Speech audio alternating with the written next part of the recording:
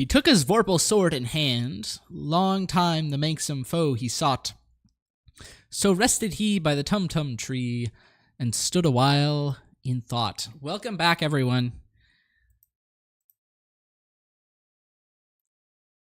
Sorry, the stream went down. My OBS crashed after like 8 hours of streaming. It decided to take a break.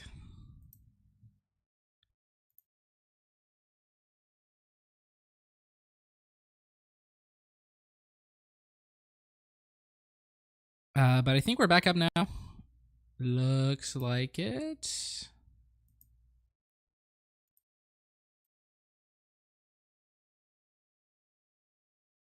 Yup.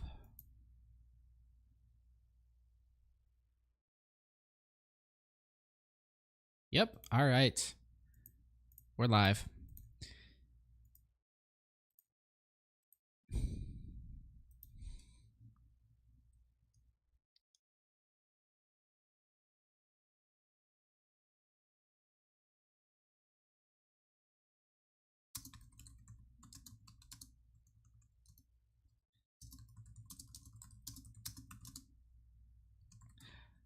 Top cut should be soon.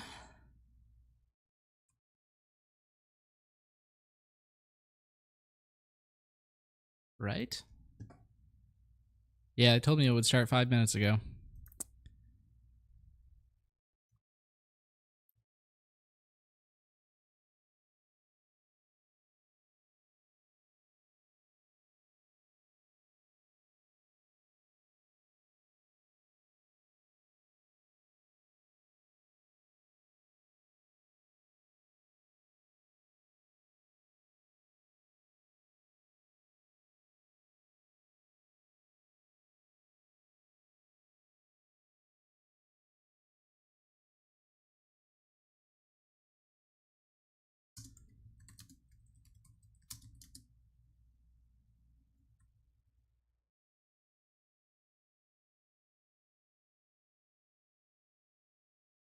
All right.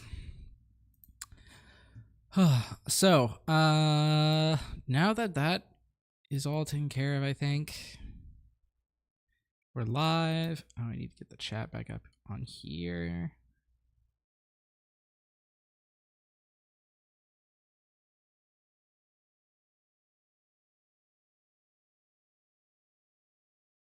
All right. So we do know what the top 8 is. You guys can hear me, right? Yeah, you can hear me. Okay. I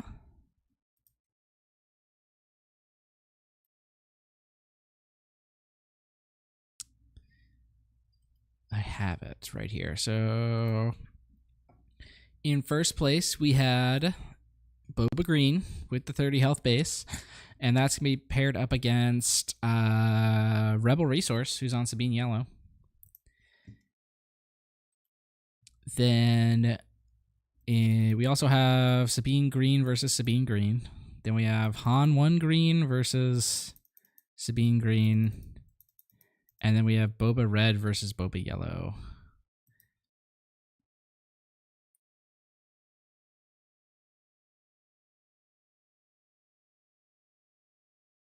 I kind of want to get Loopy's game on.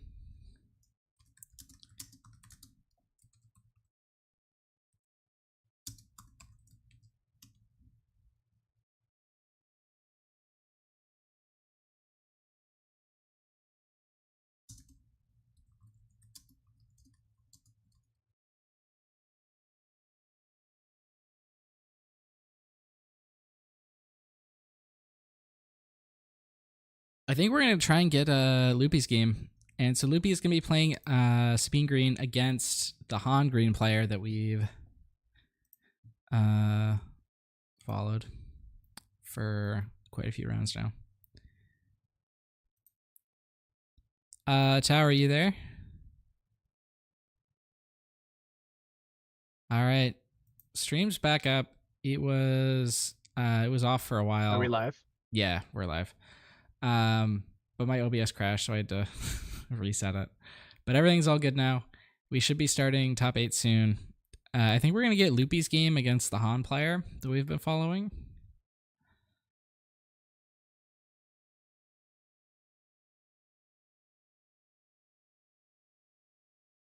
All right, everybody, welcome back to the Chicago Planetary Qualifier at Pastimes Comics and Games.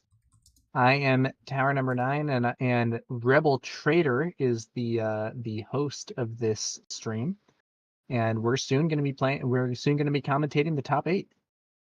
Do we have a list of who all made the top 8, Rebel Trader? Yeah, we do. So first place was Jason, who was our Boba Green player. Then in second was Ryan on Sabine Green. Not Rebel Resource, different Ryan. In third place, we had the Han Green player. Fourth was Yoda Killer on the Boba Tarkin Town. Fifth was Derek, I believe, on Boba Yellow.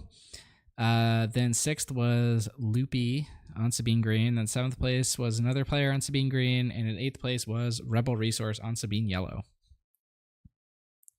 So the matchups are Boba Green versus Sabine Yellow, Sabine Green versus Sabine Green, Han Green versus Sabine Green, which is what we're going to get, and Boba Red versus Boba Yellow. A lot of Boba and Sabine making the cut a lot. We've seen that before.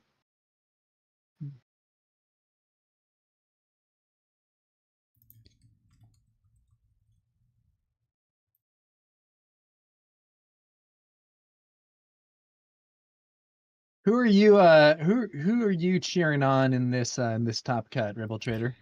I mean, I'm rooting for Loopy because Loopy's made this stream possible. He's the one that brought the camera to the event.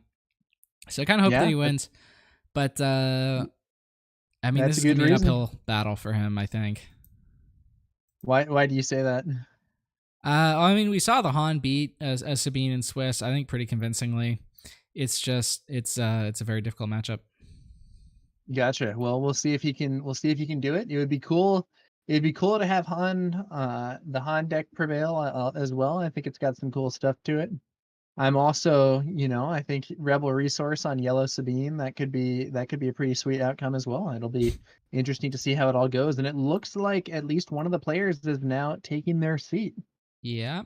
Let me get the screen sharing going for you. Here we go.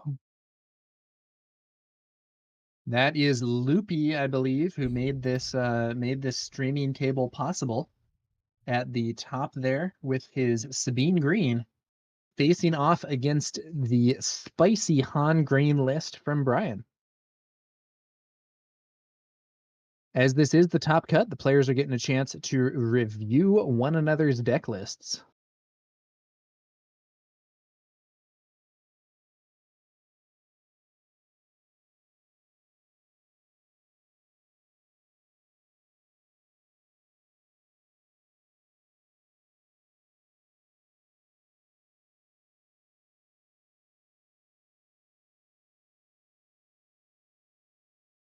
We will also have more time, which might be helpful for Brian if he ends up in a match like the last one. That seventh round of Swiss had a crazy game, and yeah, I think the one game took about 48 minutes. Yeah, they didn't even want to play after that.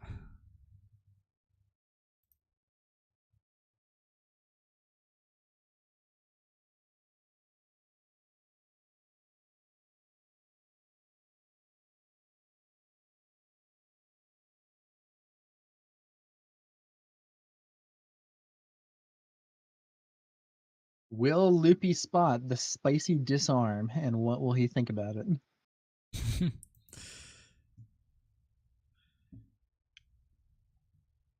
It could potentially be useful against him as basically a one-cost heal 4.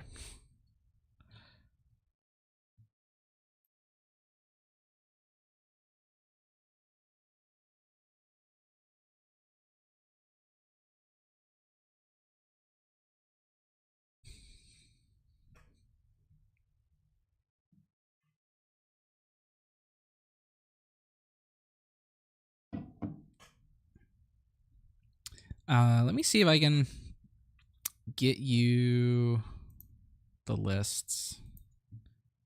At least I you, would if not the appreciate public. that. Thank you.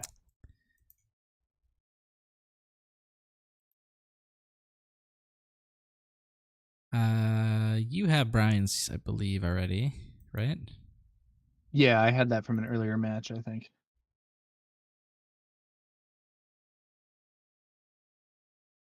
Brian is already shuffling up. Loopy looks to still have the deck list in front of him.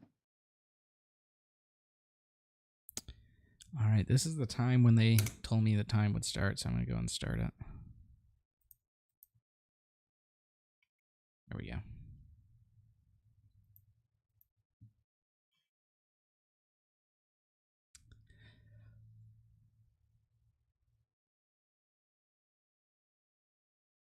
What's Brian doing? Is he praying over the list? Let's see what happens here.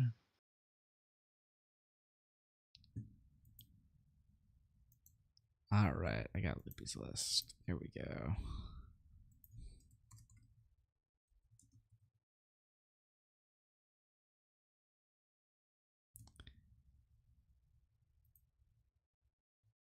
Yeah, his list looks pretty standard, I think. He's got one Adelphi patrolling in the main. That's been making it into a lot more lists. And he's done 3 timely intervention in the main as well. Interesting. Yeah, 3 timely interventions, 2 metal ceremonies, 2 rebel assaults. Does have the 3rd metal ceremony and the 3rd rebel assault in the side. 2 bright hopes in main deck. 2 red 3s as well. Nothing incredibly spicy, just kind of different ratios of a lot of the cards that we've been seeing Sabine decks play for some time.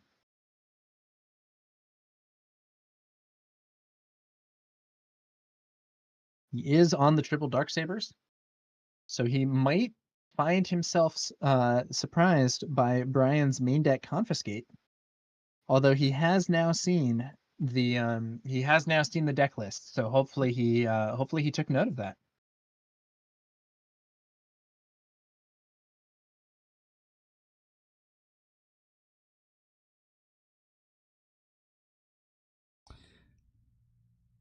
And it is also worth noting that Brian only has 1 Confiscate, but it is in main deck, so a little spicy there. It might be worth it to just risk it and go for the Darksaber anyway, but we'll have to see what happens. There's the fist bump, and we are off to the races. Loopy going first with a Green Squadron A-Wing. Conceivably a very bad start if it gets hit by the Falcon here.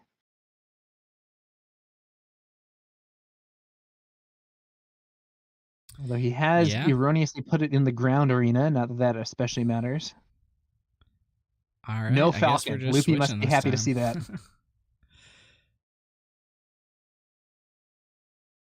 I don't know that we've seen Brian play. We've seen a few Falcons, but it hasn't seemed like it's something that he's playing all the time. And I don't know whether that's just draws or whether that's his play style.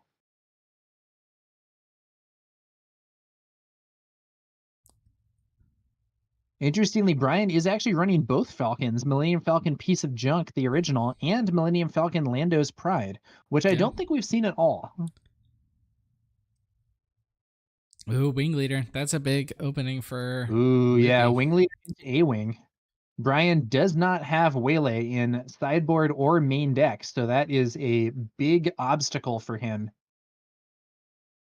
He does bring out a Sundari Peacekeeper, and I do think that's a very relevant card to have in this matchup. That Restore 2 could matter a lot.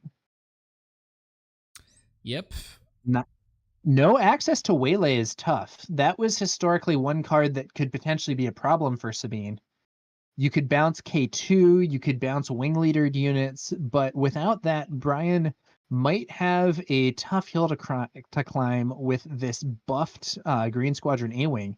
Even if he gets a copy of Marauder, it will not actually kill it because Marauder only hits for 4.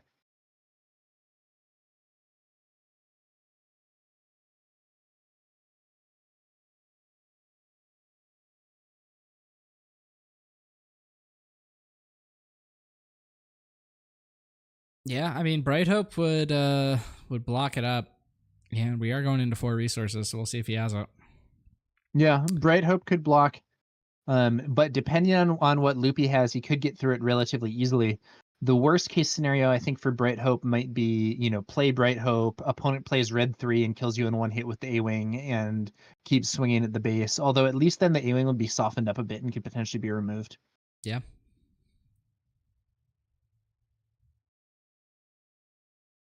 I think I saw a Wrecker in Loopy's hand.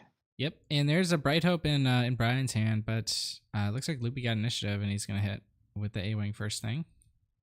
Yep, A-Wing. Bright Hope might be important, but it's a little late. Looks like Brian's going for a different play, though. Ooh. Resupply. A little spicy. Oh, K2SO ambushing into that Echo Base Defender, defeating it. 1 damage gets through with Overwhelm, and then 3 damage from K2's when defeated ability. The damage is stacking up fast for Brian. This is looking very different than the other Sabine games. Yep.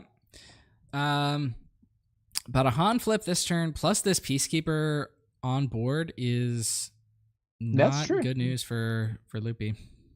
No, yep, that's true. He could kill Sabine here. Okay. Sabine will get a chance to attack, but could easily be removed by Han and that Sundari Peacekeeper, and they'd both remain alive with decent HP. Although Han would be damaged and could potentially be taken down by Wrecker. But that isn't going to be an option on this upcoming turn because Loopy has not ramped. Sabine Jacks generally don't play ramp. And therefore he's going to be on 5 resources, not 6. Brian down to only 12 HP, though, and that buffed A-Wing is still going to be there posing a problem for him, I think. Yep. If you're Brian, do you take the initiative here to play that Bright Hope before the A-Wing swings again? I might, yeah. Unless I have like a good 3-drop to play here. I think so. Maybe the dream is like you swing with Han, kill Sabine, put down a resource, play the Falcon. You can potentially do something with those resources. If he doesn't have anything to do with it, the A-Wing is the main threat right now. That buffed A-Wing is potentially a major obstacle.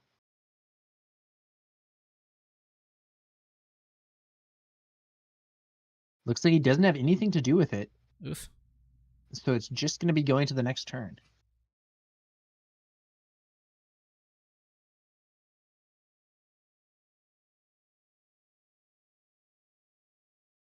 In chat, we have somebody saying, I want Han to win this so bad. Someone else says 4 Sabine and 3 Boba and a lone Han green. So basically set 1 again. Yeah, basically. Old school style with a new school twist. That's what we call this. Ooh, Adelphi. That's big. Adelphi. Oh, that is big damage. That's going to be Adelphi 7. boosting that A-Wing. Brian had better get an answer in the space arena and fast, or this game is just going to end. Misty Mountain Games cheering on Loopy in the chat. Well, Misty Mountain Loopy does have the advantage. What is that? That's the new Falcon. Lando's Falcon? Yeah. Lando's Falcon ambushing the wing leader. Doesn't that throw the game, though? No, because the Sundari he has the restore from the Sundari Peacekeeper. Yeah, okay. I thought that Loopy could just claim and immediately win, but the thing is, he still might be able to. If he has a Fleet Lieutenant here, that's game. I think I saw a Fleet Lieutenant in his hand earlier. I don't know if you resourced it. A Heroic Sacrifice would also win, but I don't think he's actually running that card. Yeah, looking at the deck list here, there are no copies of Heroic Sacrifice in either main deck or sideboard for Loopy. He does have he has Rebel Assault, which would actually not win because the Adelphi Patrol Wing is not a Rebel. Yeah. Little piece of trivia, the Adelphi Patrol Wing is actually a New Republic card. There are very few New Republic cards. I can think of two off the top of my head. A Delphi Patrol Wing and that really bad 1/1 that scales with the number of cards you've played. And he's got the Fleet Lieutenant, and that's game Yeah. one. Loopy taking it down. Rising to the occasion. Yeah, man, that looked very different than Brian's earlier match against Sabine, I'll tell you that much.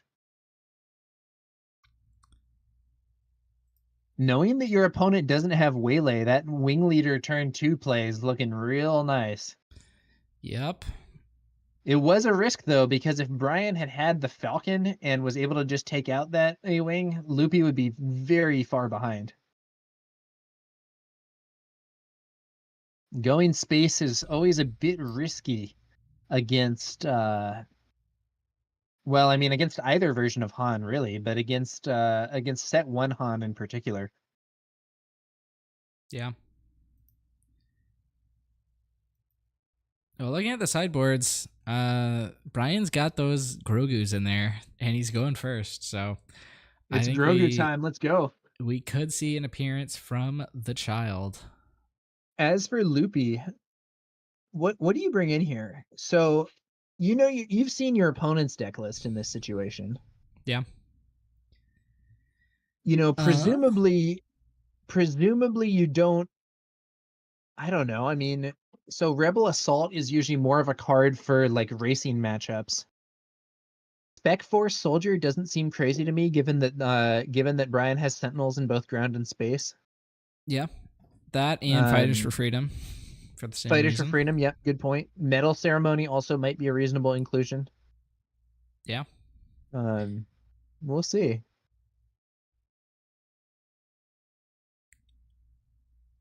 Arguable that you would want to cut Red 3 here because it's extremely vulnerable to the Falcon, but not entirely sure.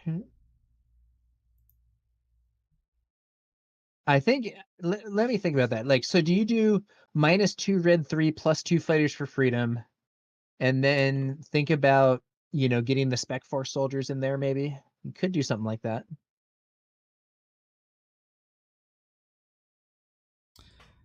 Yeah, certainly could. I think Red 3 looks like Loopy's only on 2 of it anyway, which, I mean, that makes sense to me. I don't. It's one of the more vulnerable cards in this deck. I think we talked about this earlier. It can go off when it goes off, but so often it just dies to whatever space unit they have. Yeah, I mean, if they have a unit that can hit for 3 in space, which is becoming more common, Red 3 can often be defeated by an earlier unit, which is, sort of its downside. Now, the upside's quite high, and I think that in some cases it can sort of be a mirror breaker if you can get Red 3 up and you're in one of these racing type mirrors, whether that be like a direct mirror with Sabine or, some other situation. It also sometimes enables breakpoints that are really strong. So, for instance, if you ambush in Poe with an energy conversion lab, he kills Boba in 1 hit if you have Red 3. If you don't have Red 3, you can still kill Boba, but you have to discard a resource to deal, or discard a card to deal damage. And you might rather use that. I'd rather keep that card for something else, or use it, or discard to deal damage to a different unit or to your opponent's base. So Red 3 can be a lot of value. Yeah. Back in the day, we saw people playing General Dodonna a fair amount in Sabine decks, which I think was another card that could kind of be a mirror breaker where it buffs your field and creates a strong situation in those races. Yeah.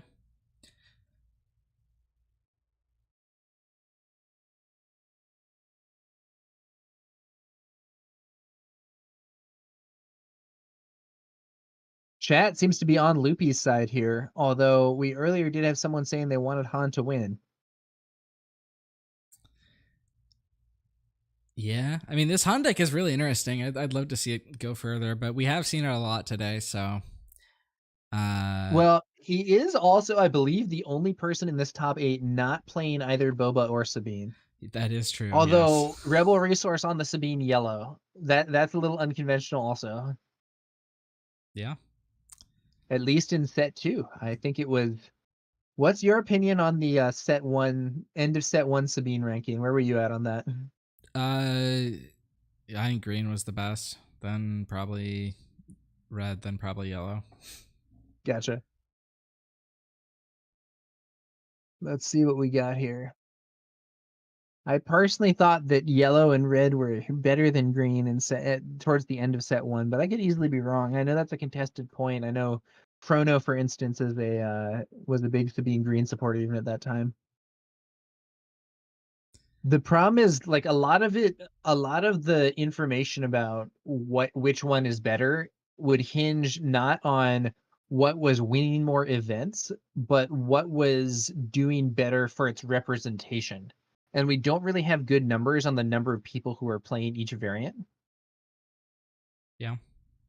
So I believe Sabine Green won more events than Sabine Yellow in set 1, but I believe it was also a more popular deck. However, I could be wrong. If Sabine Yellow was more popular and also had fewer wins, that would be a strong indicator that Green was a better deck. Yeah. Misty Mountain Games says, I love Han, especially original Han, but Loopy is a national SWU treasure.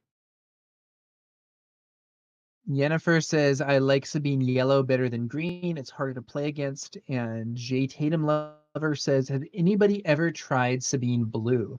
Yeah, I've played Sabine Blue. Sabine Blue is actually fun, but I think it's a little... I have like a Fun Deck Fridays video where I go over a Sabine Blue Mandalorian's deck. I don't think it's quite as strong. It's kind of upgrade dependent. All right. Sundari Peacekeeper. Oh, and they're switching the arenas this time. Yeah. Okay, that's so a great answer to this Marine. Is it though? It all depends. If Loopy has a fleet lieutenant or a wing leader, that situation could reverse itself. It absolutely could, yeah. Additionally, Loopy can attack with the Marine into the Peacekeeper here. And in doing so, they would end up trading, but if he hasn't done damage to the base yet, the Peacekeeper's restore might be wasted. We'll see. We'll see.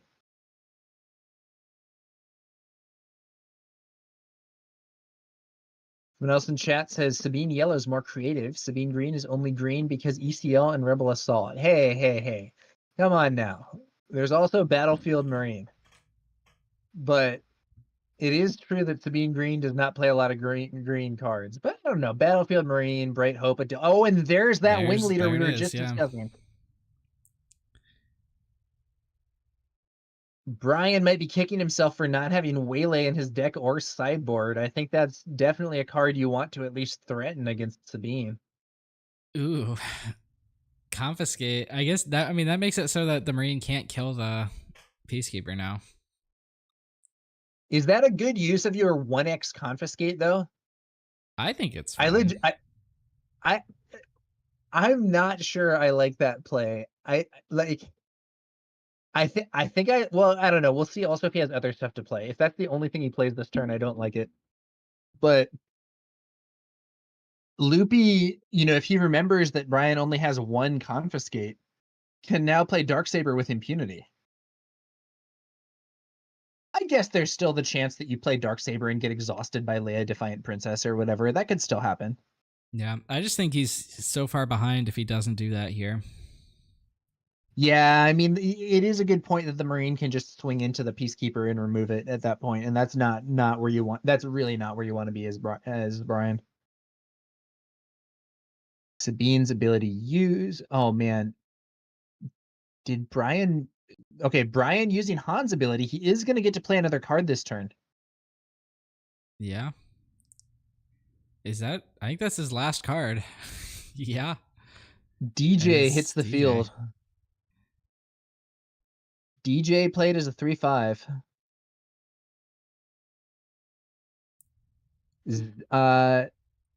Zadrin or Zadrin or something. My apologies if I'm mispronouncing this. No, this is not the finals. This is actually the top 8. This is game 2 of the top 8. Loopy took the first one. If he takes this one, he's on to the top 4. Someone in chat says, GG, this game is over. Over in whose favor? Do you think Loopy has it on lock or what? I think Loopy is definitely in a strong position here. I think he's winning. I don't think he's locked, but I think he's winning. Yeah.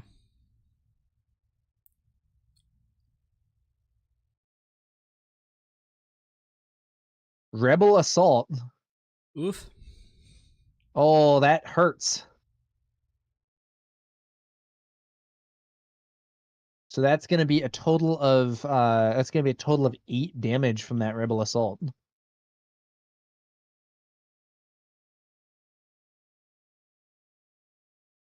The Peacekeeper trades with the Marine.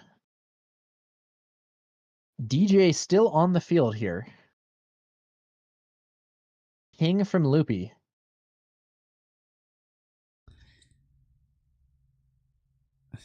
Brian's got one card in hand. Pasquale said do Han something had to good. not resource. It's so tough. Did he not resource? No, I think he did. Yeah, he's at 4. No, yeah, he resourced. They're both on 4. He just has one card left in hand. Yeah, I mean, he went low on cards. That's a downside to this like Han acceleration type gameplay. You end up going down on cards, and he did it twice. Okay, Pasquale says, never mind, I lied. I thought they were on 5. Sabine deploys and gets hit by DJ, and then gets sent into base with a fleet lieutenant. That's not the worst thing for Brian on a 4 resource turn for Sabine. Yeah. A Dark Saber would be much worse. Ooh, modded cohort takes out the Hey, Sabine. I think Brian's fighting back here. This is not over. I do think he should have gone for the fleet lieutenant instead of Sabine, although it probably won't end up mattering that much. Let me think about that. Just because now, yeah, I think that's probably right. Fleet lieutenant could trade into the cohort and survive, but I don't think Loopy's gonna make that play anyway. So I'm not 100% on it because Darksaber exists, but I guess you can play Darksaber on either of them. Yeah, that's true. Because I'm used to playing double red, where like you can't actually play Darksaber for 4 unless it's on a Mandalorian. Oh. In general, I think that it's a good idea in some situations to prioritize units that aren't Sabine, because if Sabine is defeated and therefore back in your leader zone or whatever that's called, she can keep using her ping. Ooh, Marauder takes out the wing leader.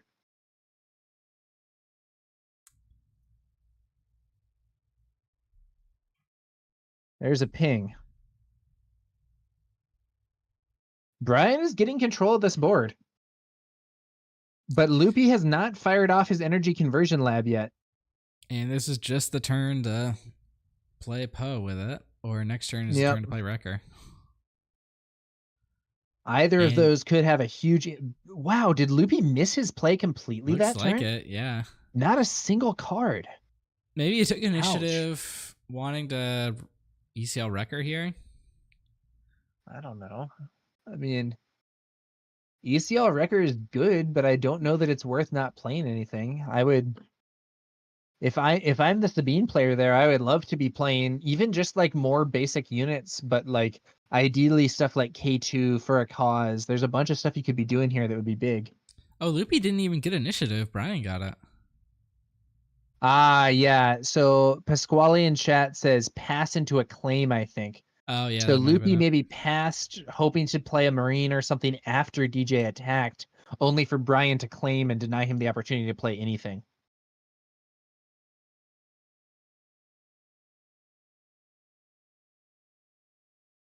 Loopy's starting to take some base damage and does not have anything on the board. People were saying Brian had it, but it is not over yet. Or at least someone in chat was saying that. I don't know about multiple someones. I think people were saying Loopy had it. Yeah, they were, but now it seems to have shifted. Yeah. That ECL though, I think could really, if he does ECL Wrecker, that's gonna be 4 damage to base, and then another swing from Wrecker is lethal. So the opponent has to have the answer, immediately or draw into it. Because ECL Wrecker don't use his on attack, just swing into DJ, inflicts 4 overwhelm damage.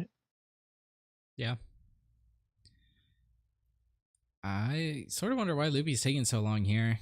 Oh, looks like There's the he's going for ECL. the ECL now. Who's it gonna be? Poe. All right. Oh, probably not as good as Wrecker here. Yeah. No. Discards a card, probably for 2 damage directly to the base. Yep. Yep, Looks that's like right. it.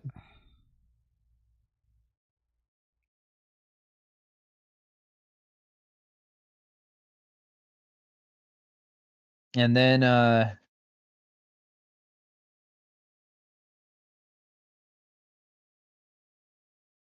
And Han someone in can chat actually flip suggests this turn.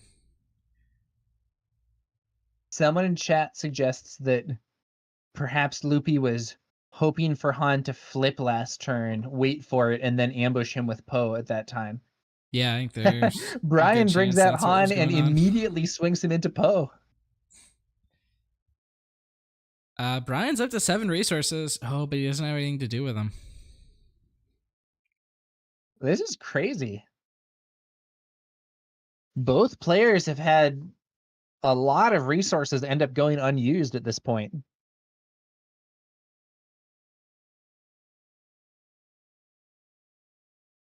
At this point, as Brian, though, you got to be worried that the Sabine player will be able to close the game without units. I mean, he's getting into range for the, like, for a cause into for a cause plus Sabine pings or whatever.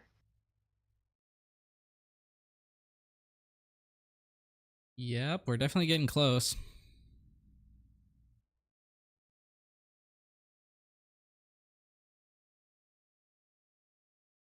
Here comes Loopy's play. Adelphi. Ooh. Adelphi. Okay, just a big chunk of stats. Yeah. I mean, maybe that's Could enough. swing for It's could hard swing for for it's some hard big to deal damage with. next turn. Brian really wants a home 1 here. Oh, but he doesn't have. He's only got the 1 card in his modded cohort here. Modded cohort, no ambush, not the finest play from Brian.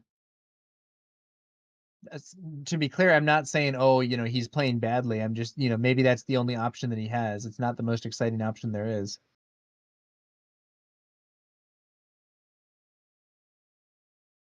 Loopy playing out a Green Squadron A-Wing as well, although I think that's just going to get taken out by Marauder here. Yeah, it's Marauder bait. I guess it saves some damage from the base, though. Unless, did Brian already claim? Sabine's ability used here. Yeah, what happened there?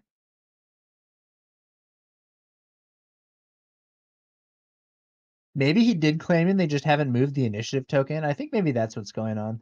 Yeah. Because it definitely looked like he played the A-Wing and then immediately used Sabine's ability.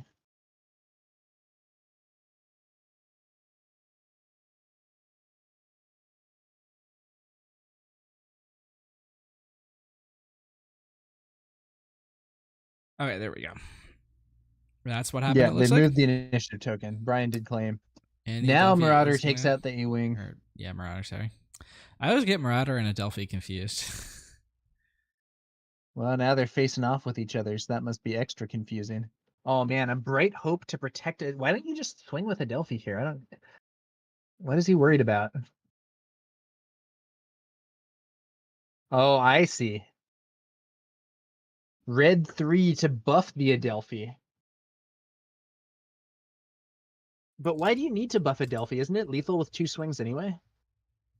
Yeah, but maybe there's. He Maybe could be it's like a thinking about like forecast or getting it something. into for a cause range. Yeah. 3 HP left for Brian. He's in a tough spot here. 3 HP left, and the Space Arena is looking real nice for Loopy. He has, not only does he have Adelphi and Red 3, he has them protected by Bright Hope. To me, it's looking like Loopy's going to pick up this win. Yeah, I think so. If you're Brian, what do you have that can get you out of this situation? You have Bright Hope. Double Bright Hope? Does that even work? And looks like that's not going to be There's enough. the All right, good game. Loopy taking it down in 2. Oh, and the spicy disarm in hand for Brian there at the end, or maybe it was one of his resources, but didn't avail him in this matchup. There's the win for Loopy. And it really just came down to having to dump all of his cards early. I think those wing leaders were also huge for, it's not what you want to see if your opponent is not running Waylay, having a wing leader is great. Yep. Very interesting situation, but Loopy putting on a far stronger performance with his Sabine against Brian's Han than what Sabine was able to accomplish earlier. And earlier we were talking about how this might be favored to Sabine, but that certainly wasn't the impression you would get if you just watched that match. I do think that Brian not having Waylay is a bit of a question mark against Sabine. Yep. But he got this far with it, and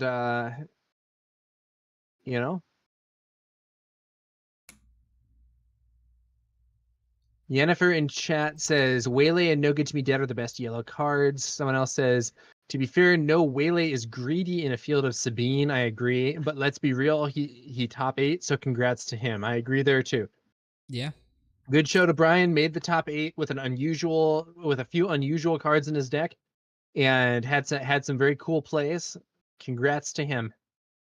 He has, however, now been knocked out, and it's going to be Loopy who advances to the top 4 here at Pastimes Comics and Games in Chicago. That was a relatively quick match, but there are only 4 tables playing, so we might be on to the next one sooner than in some of the previous rounds. Yep. We got one result already. Derek beat Yoda Killer, so Boba Yellow beat Boba Red. Ooh, okay. So we're going to have a Boba Yellow and a Sabine Green in the top 4. And then the other 2 matches, I guess, have yet to be concluded. Wasn't one of those a Sabine Mirror? How are they not done? Yes, it was a Sabine Green Mirror. I guess if you go to 3 games in a Sabine Mirror, that probably takes more time than 2 games in like something else where a fast deck wins. And so the winner of that Sabine Mirror is going to end up playing Loopy. So it's going to be a Sabine Mirror in top 4. Sabine Mirror in top 4. We're going to have a Sabine in the finals no matter what. And then the other side of the bracket is going to be Boba Yellow against whoever wins. What's that matchup again? It's Sabine Yellow versus Boba Green. Okay, so we're either going to have Boba versus Sabine or Boba Yellow versus Boba Green. Yennefer suggests Boba Yellow is Boba Red worst matchup.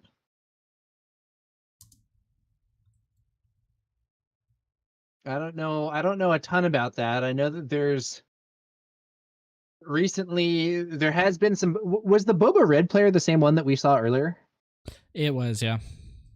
Yeah. So that was a Boba Red Tarkin Town, kind of an anti-aggro deck. I don't know. I'm not sure that's like terrible against Boba Yellow. Maybe it is. I haven't checked it out. ISB agent straight up kills Greedo in one hit without even having to use Tarkin Town, which is kind of nice.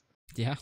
But maybe you just don't have good enough answers to stuff like Boba's armor. I don't know. I think he had Fang Fighter and stuff.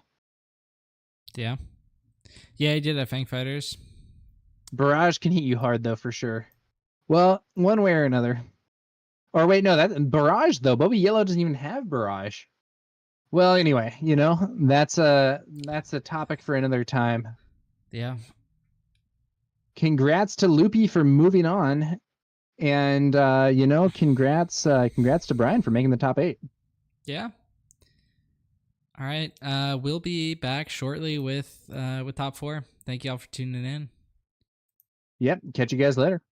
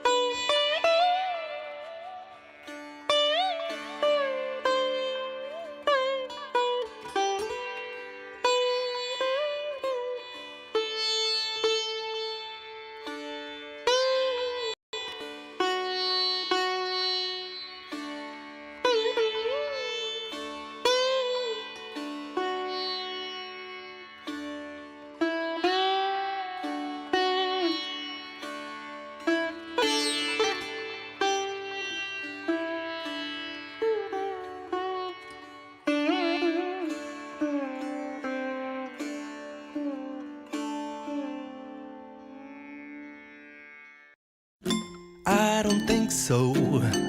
No, no, no, no. I don't think so. No, no, no, no. It's never, ever, ever, ever, ever, ever gonna happen. I don't think so. No, no, no, no. I don't think so. No, no, no, no. It's never, ever, ever, ever, ever, ever gonna happen. I don't think so. No, I don't think so. No, no, no, no. Maybe someday you'll have it your way. Maybe someday it'll all work out. Until then, nope, a nope, a nope, a nope, definitely nope, a nope, nope, a nope. Probably never, ever, ever, ever, ever, ever gonna happen. Oh no.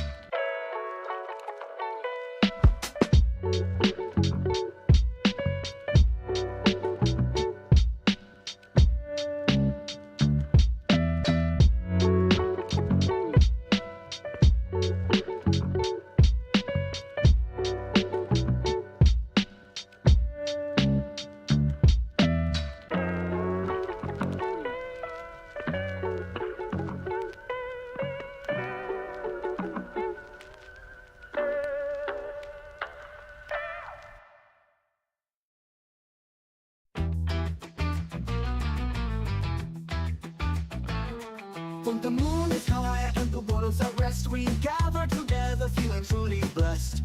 Webcam games late at night, special guests logging in ready for the fight. Strategies clash and friendships bloom. In this digital realm there's always room. Webcam battles with our friends inside. In the realm of cards we shine so bright. Late night gaming where our passions burn. In the still of the night it's our turn. Learning from each other inside so vast. Every game we play feels like a master class. Cards on the table, strategies unfold. Tales of victory and legends retold. Open arms and welcoming smiles. Late night gamers going the extra mile. With every game we sharpen our skill. In the quiet hours chasing the thrill. Top tier advice, wisdom in store. Guiding our hands as we strive for more. Late night gaming where our passions burn. In the still of the night it's our turn. Learning from each other inside so fast. Every game we play feels like a master class. Laughter echoes, strategies at play. We find our rhythm in the night we stay.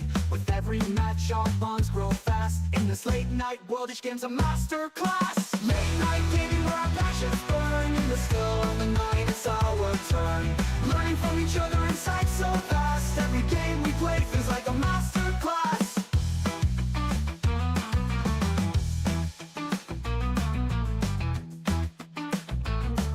As dawn approaches we share our last game. In the light of the morning our friendships remain.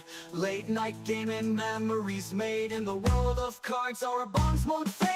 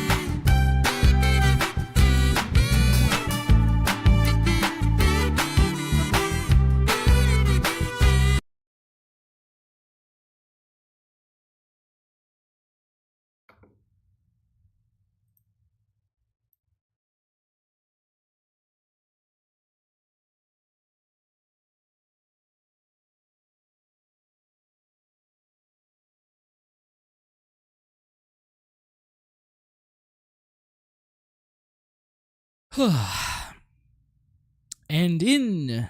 as in uffish thought he stood, the Jabberwock with eyes of flame came whiffling through the tulgey wood and burbled as it came. 1, 2, 1, 2, and through the Vorpal blade went snicker snack. He left it dead, and with its head he went galumphing back. Welcome back. We should be going on to top 4 pretty soon. The last top 8 match, I believe, is finished. And it was the Boba Green that took it over the Sabine Yellow. So we've got in the top 4, Boba Green versus Boba Yellow, and Sabine Green versus Sabine Green. That's just what the meta is, I guess. And who are they going to give us?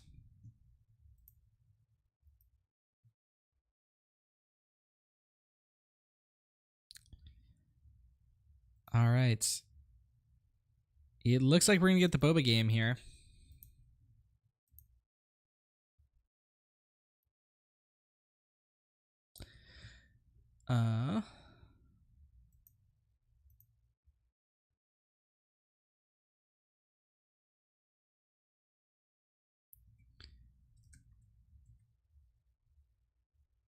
Derek, right?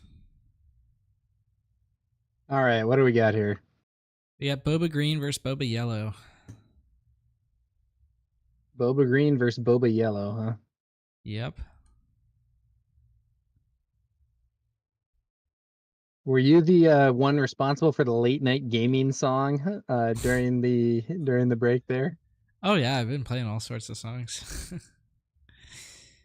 The late night gaming one is a classic. All right. So we're in the land of Boba Mirror, is that right? Yep. Derek was on stream round 3, I think. He was pretty early on.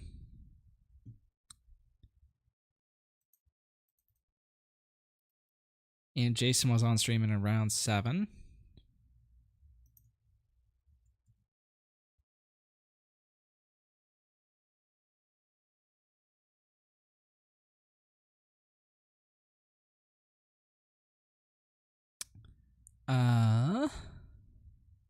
We're just getting the overlay updated. All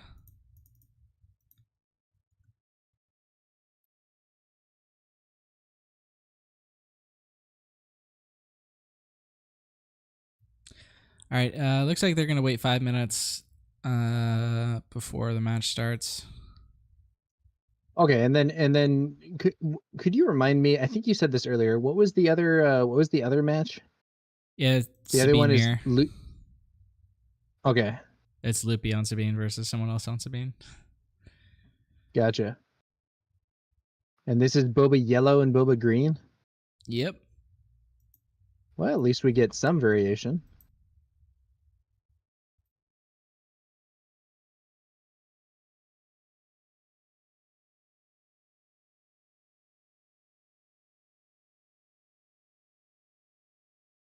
Now, are you a Boba player yourself, Rebel? No, I've been experimenting with the green one recently because of its popularity, and I played the blue one, but that's way different from all the others. Yeah, Boba Blue is much more of a control deck. It's not like the biggest control deck in the world, but it's not the same thing. It's actually kind of cool how different the different colors of Boba play. Boba Yellow is like an aggro tempo deck or whatever. Boba Green is more of a mid-range deck. Boba Blue is a control deck. Yeah. I guess Boba Red is also kind of an aggro tempo type thing. Yeah.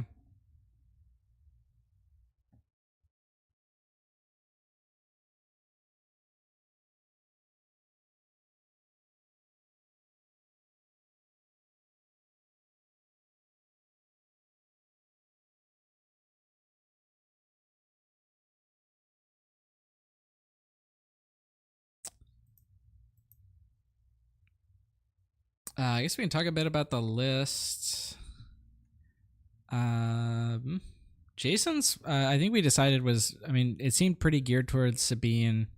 Not as many things in there for control, which is going to come in handy here, I think. Let me get you Derek's list. Thank you.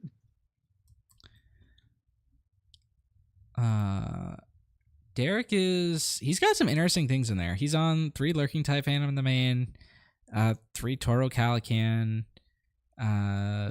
He's only on 1 armor in the main, and he's got 1 more in the side. Jason's on 3 armor in the main. Yeah, I think I would myself be on team 3 armor because that's a very good card, but I don't know, maybe you're in a situation where people are adapting to that with upgrade control or something. I don't know. Yeah. Jason's list also has he's got I think 2 commission and 3 copies of Enticing Reward to help him find more stuff in his deck.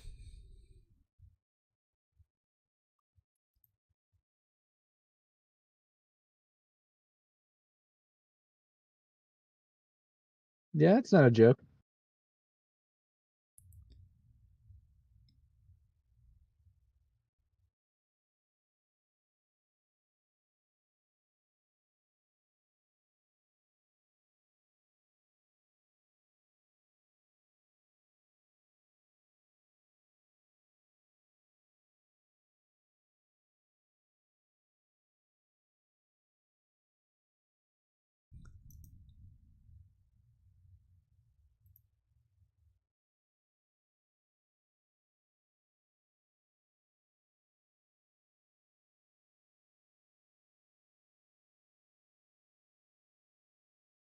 All right, they said it would be delayed by 5 minutes 5 minutes ago, so we should be getting started here soon. We'll be starting any moment now is what I'm hearing from you.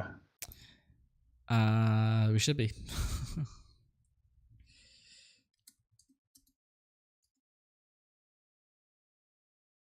So this is an interesting matchup, and I think the history of it has kind of changed over time. There was a period where this was considered to be extraordinarily favorable for Boba Green. Like to the point where Boba Yellow was considered a not playable deck because of this matchup. Yeah. But after that, there were some changes to how people were running Boba Yellow. I know KTOD, Bobby Sapphire over there kind of spearheaded, you might say, a more aggro playstyle of Boba Yellow, and that was able to do better with it was able to do better in this matchup than some of the other approaches had. But now we're on these new 30 HP Boba Greens, and they feel like they're in a pretty good spot, I think. So interesting to see how this will end up going. Yeah, I think the green should be favored here, but maybe not by a ton.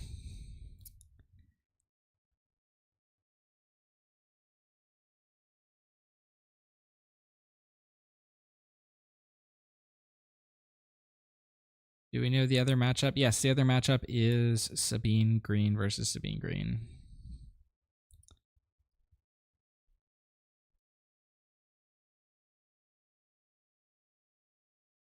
And yes, this is Jason playing Boba Green.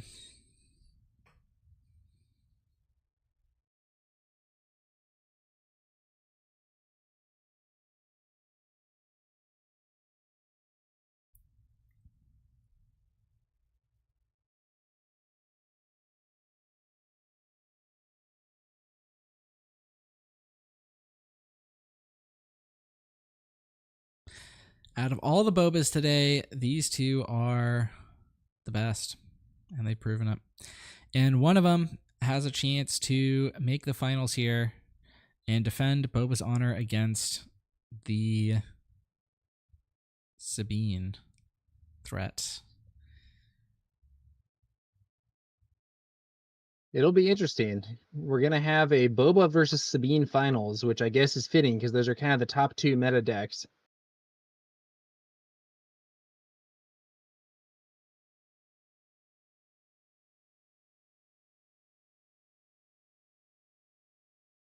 I did have Kira winning this thing, but I guess that was not to happen, but man, Kira Yeah, I'm would a little love surprised to be myself. in I this did think top there was cut a right good now. chance that we were going to see. I did think there was a good chance we were going to see kind of a rise in control to counter the Bobas, but if there was, they haven't been that successful.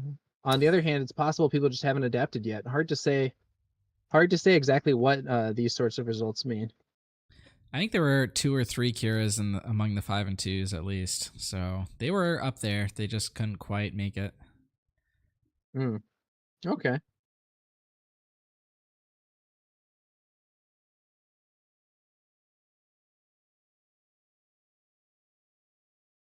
What do you get for winning? You get a lot. The prize pool for this one is quite generous. I don't have everything, but the the store, has donated a lot of prizes to this one. But you get the playmat from FFG, and you get the buyout worlds, and I think it's something like 4 boxes of Spark and 4 boxes of Shadows, I think, for the winner. It's not just a buy. Also, it's a strict day one. That's a pretty sweet prize if you ask me.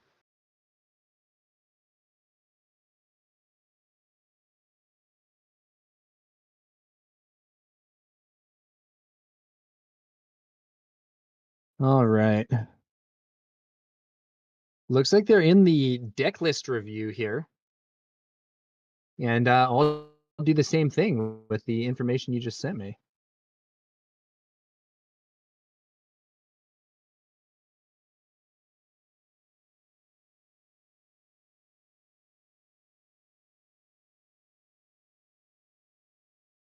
Derek here with the Boba Fett collecting the bounty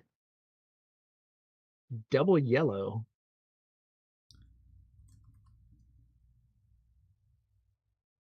He does have a new adventure in the side deck. That's a card that I think is pretty good, but I haven't actually seen played all that much.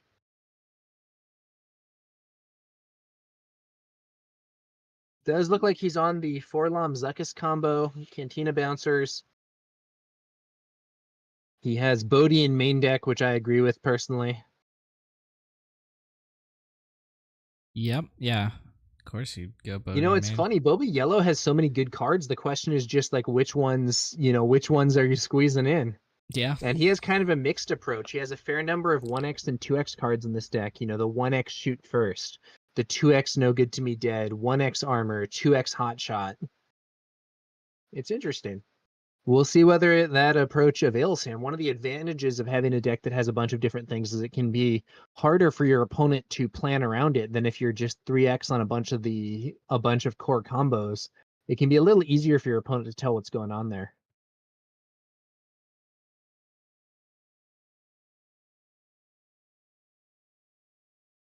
Could you send me over Jason's deck list? It's possible you already did and I missed it, but yeah, I can get it for you again. Thank you. They're getting prepared here, and it's looking like we're going to have an interesting match, the War of the 30 HP Bobas. Yeah. One thing that I'm noticing here is that it looks like Derek is going to have a stronger presence in space in particular.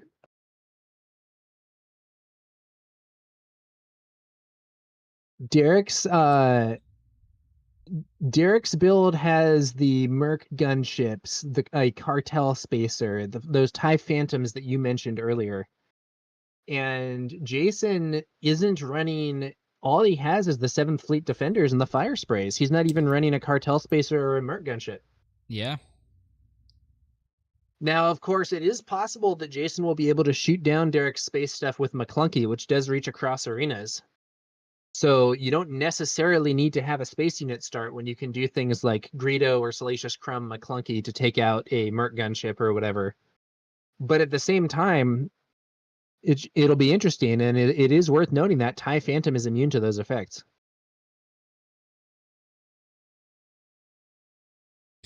Yep, and not having ECL to help with the space units is going to be maybe a little bit of a challenge.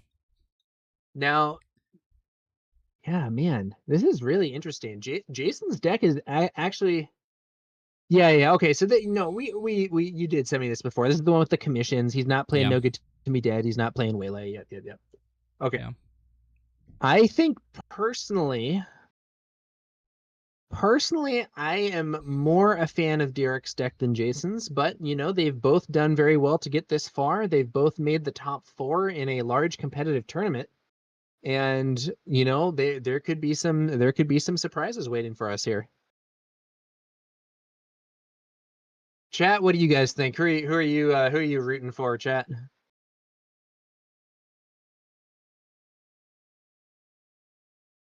Someone asks, why did these games adopt this open deck list review crap?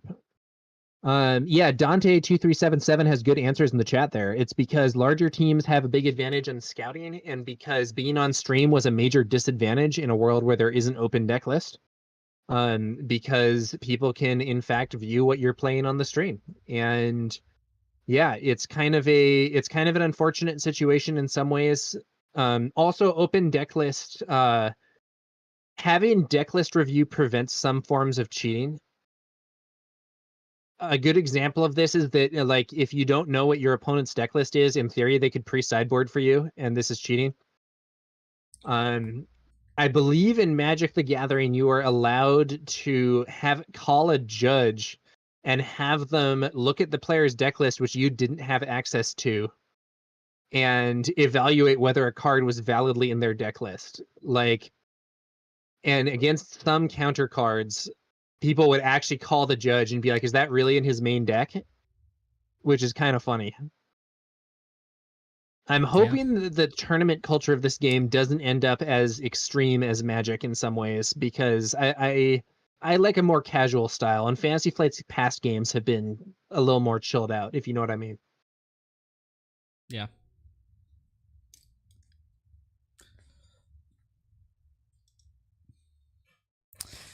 Destiny never had this issue because they didn't have sideboards. Yeah.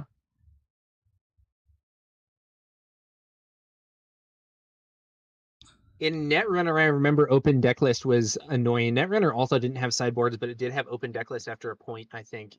And that was annoying because there was substantial value to surprises in Netrunner. Like to the point where you would play some cards face down.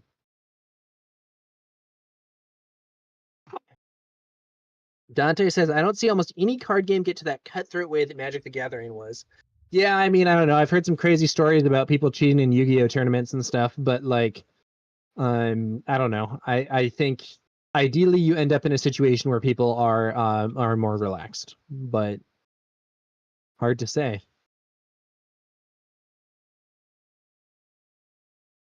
All right, and Bayzine is the open for Jason. Oh, there is a single opening play in this hand. It is a Viper Probe Droid. Is Jason going to take it? I might not even be as concerned by that as like by one of these space units. Maybe he wants to get rid of that Phantom. He was picking up the Phantom. Yeah. The Phantom is notably immune to some of his counters.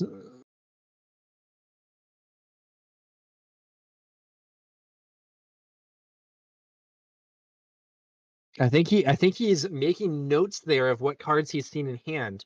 That's a good practice to do. If you have an effect that allows you to see your opponent's hand, you're allowed to take notes in this game, and it can be worth noting the cards that you saw. Now, to be fair, some of those cards might end up getting resourced, so it's hard to tell exactly what it is, but you can still be like, okay, yeah, I've seen this, I've seen that.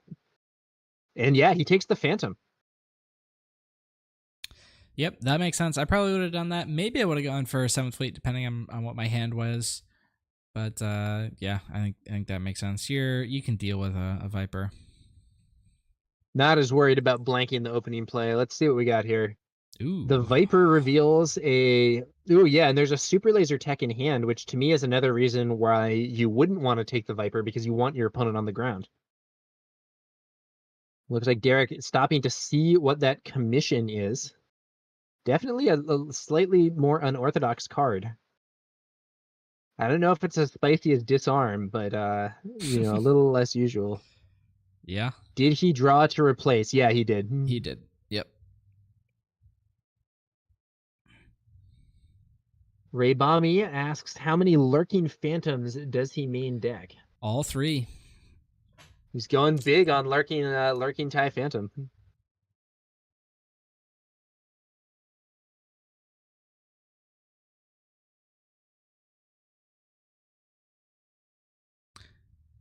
So what do you do with this Viper? Do you take out Bazine or do you just go for the face? I think having seen the hand, I think I go face. Yeah. The only reason you would kill the Bazine is if you're worried about McClunky, but you saw he didn't have it. And maybe he drew it, but I think the odds of that are low.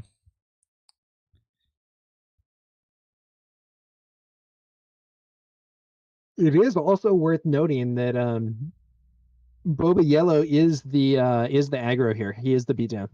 Yep.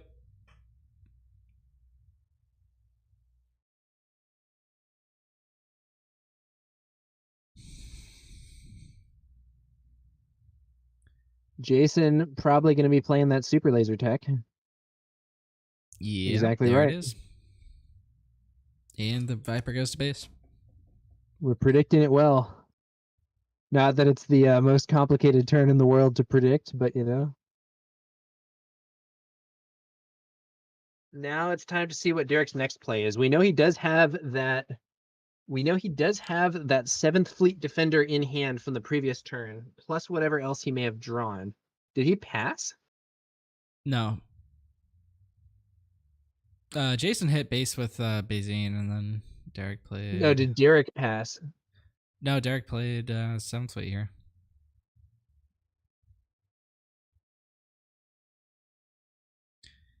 Okay, what am I missing? I thought Derek swung with Viper. Oh no, Jason had the initiative. Okay, yeah, there we go. I thought the initiative was the other way around. Okay, so sorry about that, guys. Got a little absent-minded there. All right, 7th Fleet Defender is a nice one to have. Annoying to deal with. Overwhelming Barrage isn't good against it. Yeah, Jason's going to be going up to 5 this turn, which means he can flip his Boba early. Yep, that's a good point. That is a situation where you would want to have some kind of bounce available. Derek does play Waylay, but he either didn't have it or didn't opt to use it there on that super laser tech. And he does play No Good to Me Dead as well, but similarly didn't go for it.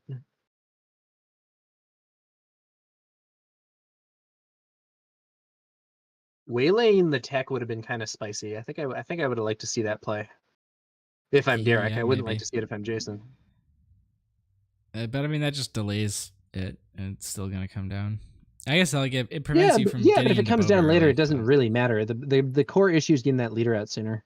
Yeah, but I mean, I think you also need to be pushing damage to the base. So that's a fair point. Yeah, developing your board more, getting more threats on the table.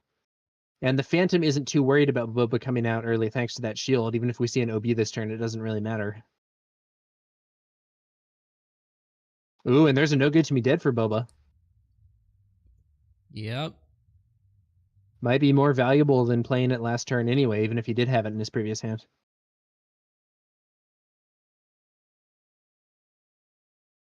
Also, I said Phantom. That card is a defender. I had Phantoms on the mind after the earlier Bazine discussion. Whatever. Looks like Jason's going to match Derek's defender with a defender of his own. One problem with this No Good to Me Dead is that it left him on 2 resources. If he has another 3, he can't play it. But he has another 2. It's a Crafty Smuggler. Yeah. That's classic set 1 card. That's interesting, yeah. If I'm Jason, I probably want to send Bazine in to take out this shield, I think. Ooh, armor. Yeah, I think that's a pretty good play. Boba's armor for Jason. Yep, very strong card. He won't be able to use it next turn because he'll be exhausted, but it does mean that he now threatens a 1-hit kill via Overwhelming Barrage if and when Derek deploys his Boba Fett.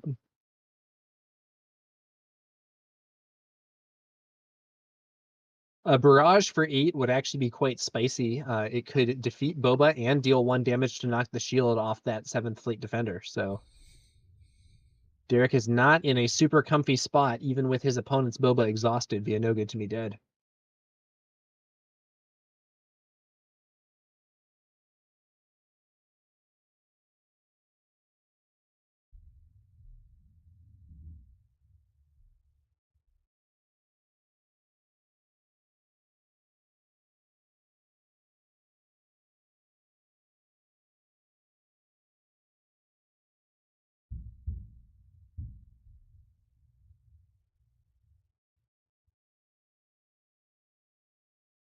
All right. What have we here? Now, I mean, this is the turn where Derek can flip his Boba, but Yeah. Jason's already got the armor established on his own. Although it is still exhausted from that No Good Me Dead. If Jason has like a barrage, that could be massive. Yeah, the threat of that barrage is huge here for Derek. He can't really deploy Boba safely at this point unless Jason spends some resources.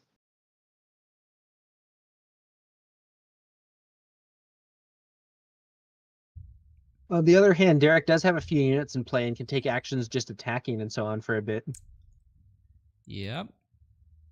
Enticing reward. Wow, enticing reward on the smuggler.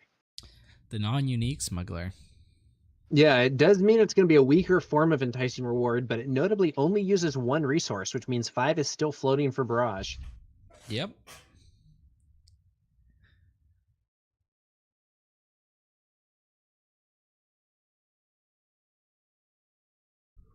If I'm Derek, I probably just swing base with the 7th Fleet Defender here. Probably. Jason's going to be able to outstall him, though. Jason also has 2 units here. I wonder if it would have been better for Derek to use his crafty smuggler to take out Bazine just for the tempo situation. There's an argument for that, but I don't think that does enough. I think he's still losing on tempo here. But Yeah, Jason maybe. is going Also, to Jason play can something just here. pass. Oh, it's going to be It's Bosk. a Bosk. Honestly, if I'm Derek, I'm happy to see this. Losing a crafty smuggler is like kind of whatever. And now there's no threat of barrage. You can get your Boba in place safely. The question, well, safe being a relative term when your opponent has Boba's armor on the field and so on, but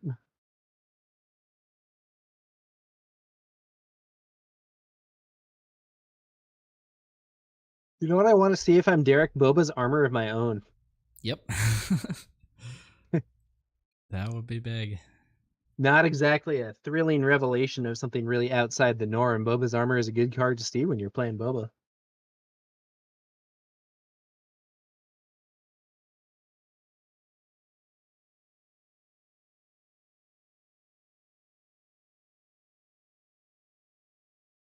That Boba gets one hit in with the armor. That brings Jason up to 17, and then if he gets another one next round, that's 23. That plus the 7th fleet that's on board is 26, plus a fire spray is 31. So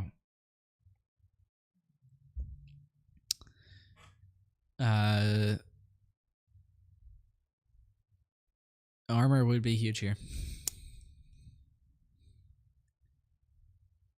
Boba's armor, pretty good. What does he have in hand there? It looks like fire spray and Greedo, so I don't think it's an armor. Yeah, I think he has fire spray, Greedo, and maybe a third card that I can't tell.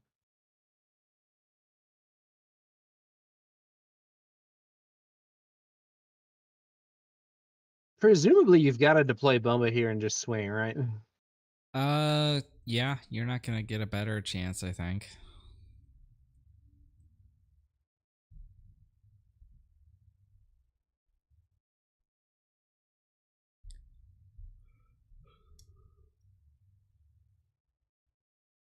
Misty Mountain Games says, a fundamental issue for me. I don't understand how yellow Boba should beat green Boba. Green Boba seems like a deck that should be strong against tempo plays, and its late game plays are so strong. Ribame says, when green played ECL, it was more in yellow's favor. Now that they go with 30 HP, I agree it seems like such a hard matchup. Ooh, I Cunning. mean, that was the third card. That's a big one. It's a good card to have. But what is he doing with it? He doesn't get to do like a mass exhaust or something. Probably like buff and then maybe discard, maybe bounce the 7th fleet. Yeah. Yeah, so he could buff himself, bounce the opponent's 7th fleet. Boba gets to swing for 8. And then the 7th fleet is uncontested for potential extra damage, and he knows he has the fire spray coming. No, he goes for the random discard instead. Yep.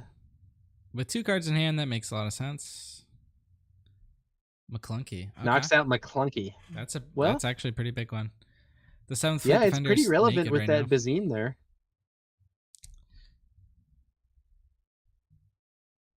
I don't know. I do like the idea of a bounce here. I think you need to be buffing here. Yeah, for I sure. agree. I think the question is less about the buff and more like what's the thing that you do that isn't the buff. Yeah.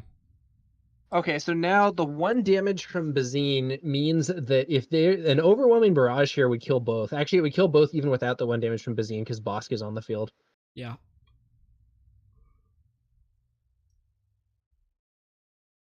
Imagine if he randomly discarded an OB from his opponent's hand, how happy he would be. Yeah, that would be big. Now, to be fair, we don't even know if Jason has an OB. In fact, I think there's a good chance he doesn't, given the way he played that round. Yeah, with the Bosk. Yeah. If he did have it, he just won a fateful 50-50. You know what I mean? Yep.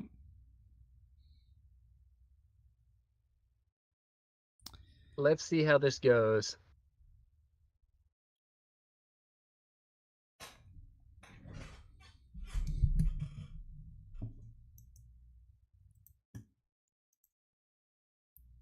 A barrage here would be huge, though. I think it would actually wipe the board completely.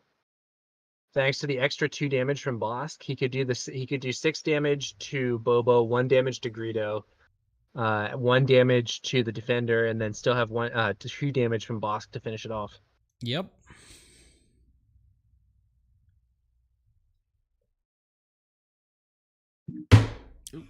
And there it is. Ugh. There it is. Big setback for Derek. Game's not over, but it's a big setback. I suspect what Derek wants to do now is hit the fire spray and just try and push damage through. If he can get a swing and then a surprise strike with the fire spray, that's game. Yeah. If I recall correctly, Jason is not running the reinforcement walker, which would otherwise provide a potential out for this sort of situation. Yeah, no, he's not. He is running Salacious Crumb. Ooh, he hits Greedo the top deck lands, but surprise discards a strike. surprise strike. Yeah, I'd maybe rather have surprise strike in my hand. In fact, I'd almost certainly rather have surprise strike in my hand. Yep. Oh, he's got the second fire spray in hand. Oh, that is spicy, though. That is spicy.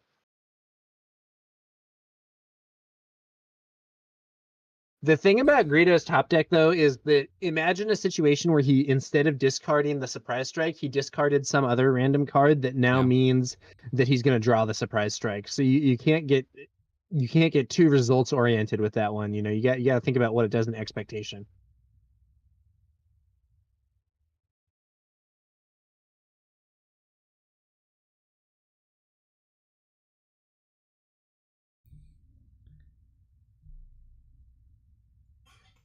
All right. Well, if Derek does have another surprise strike, he can win the game in 1 action at this point. So that's kind of nice. Yeah. If you're Jason, do you just claim here? Let's see. What's the clock? 6, 7, 8, The 9. clock is you lose immediately if he has surprise strike or shoot first. Well, but can you stop that if he does? That's a good point. Oh yeah, because he doesn't have Waylay and No Good to Me Dead. That's right. Yeah. So I think he might just be dead to that. He's got. So okay. So in that case, what do? Do you like crash your defender into fire spray to soften it up? Let's see. He's got 13 on board. I think I'd just go to base with everything.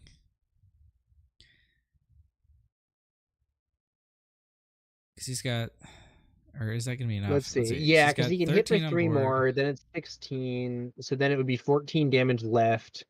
And Oh, he's actually 1 short of. Yeah, he's slightly off to win next round.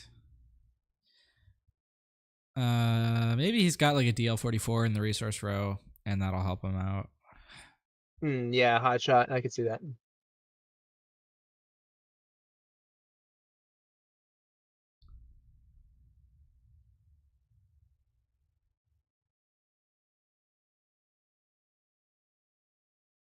But if Jason has Jason's- lethal, it'll take him 3 actions because he has to attack with everything. Derek is gonna also have 3 actions lethal, so No, he has lethal, but off by 1 unless he has that hot shot or whatever. well, but he goes fire spray attack, play second fire spray attack with that. That's 3 actions lethal. Oh no, yeah, I'm sorry, I was mixed up. I thought you were talking about Jason. Well, I mean, Jason would have that. Yeah, he has attack with Boba, with the DL44 that we're pretending that he has. Attack with Bosk, attack with Super Laser, or with 7 Oh wow, Smuggling a commission. Okay. firing off the commission means that he does get to deal 2 damage to Fet's fire. Maybe he is trying to remove it. Yeah. If he has him a clunky, he can kill her, right? Because he can bounce Bosk 3 damage plus 2 damage. Yeah. Does he have the resources for that? I think that might be his last resources that he spent there. Yeah, maybe. I think the pile in bottom left is maybe his hand.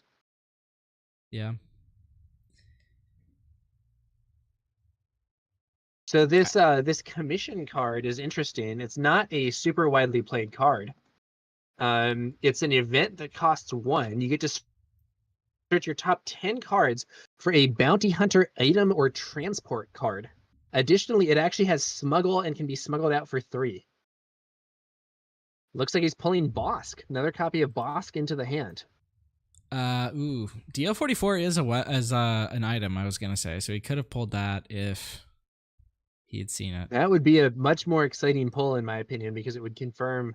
On the other hand, if he already had it, he probably wouldn't want to pull it because it would show it to the opponent. You know what I mean? Yeah. And if you only need 1, why pull a second one?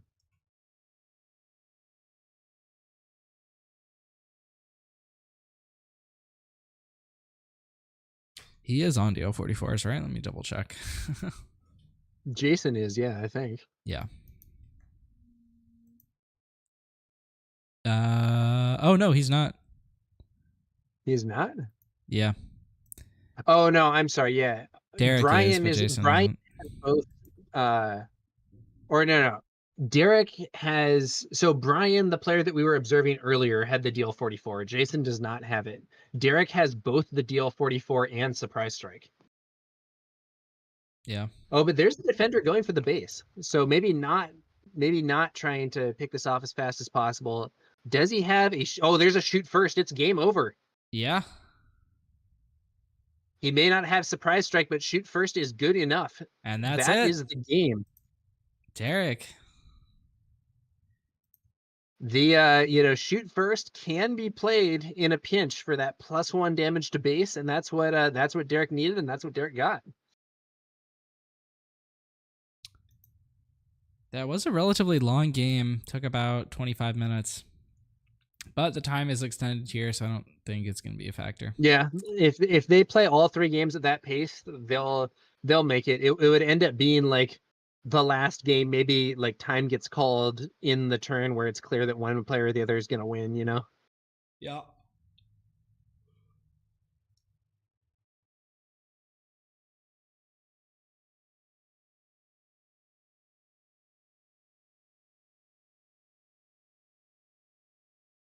Going space seems like Derek's key against Jason, and someone in chat, I'm going to mispronounce this, Fontaines Julio, my apologies for my horrible pronunciation, but was saying that yellow's favorite if played right, based on going for a space tactic and trying to avoid ground. One other advantage of avoiding ground is that it can prevent Super Laser Technician from going off. Sometimes you do get these situations where someone brings out Super Laser Tech only to find their opponent doesn't have a ground unit in time for them to get a good ramp. That being said, that's somewhat mitigated these days because Salacious Crumb can use his bounce ability to ping your own Super Laser Tech and kill it in a situation where your opponent doesn't give you a ground target.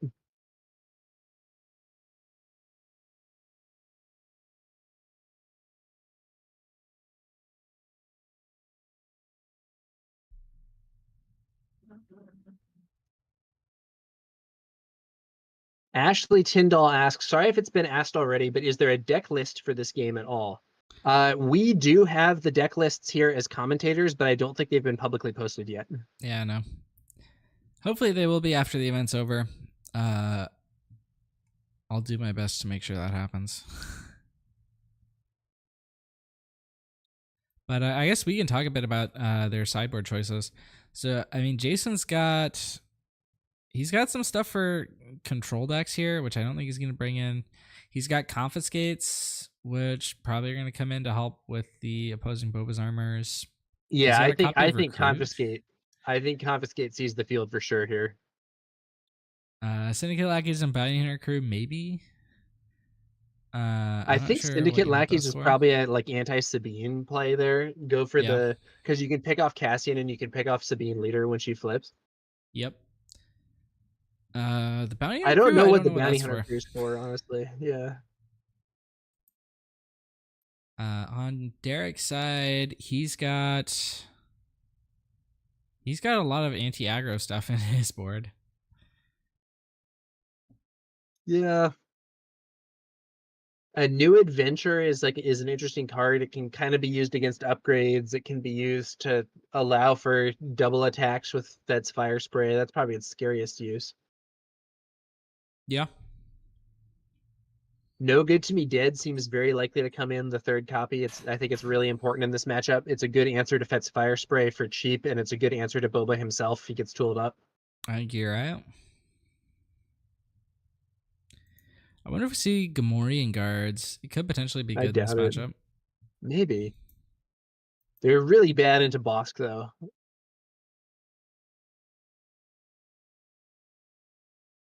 They are. That's true.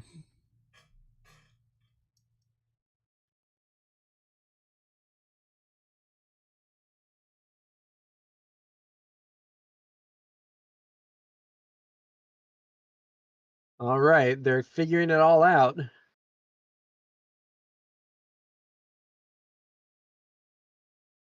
Levi Ponce says, not having Waylay or No Good to Me Dead really hurts Jason in this matchup. Yeah, I agree. You know, honestly, I think it hurts him in a lot of matchups. I think, I know some people are only playing one of those two in main deck or whatever, but I think having neither of them can be pretty brutal. But, you know, he got this far, and he may get further still. We'll have to see.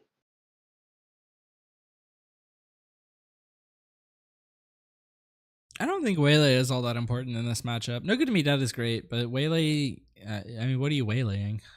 Waylay is more important for Derek than it is for Jason, honestly. I think the prospect of waylaying the super laser tech is big. But Waylay, I think, is pretty important against Sabine because it's really good against wing leaders and it's really good against K2. Oh, yeah, that's for sure.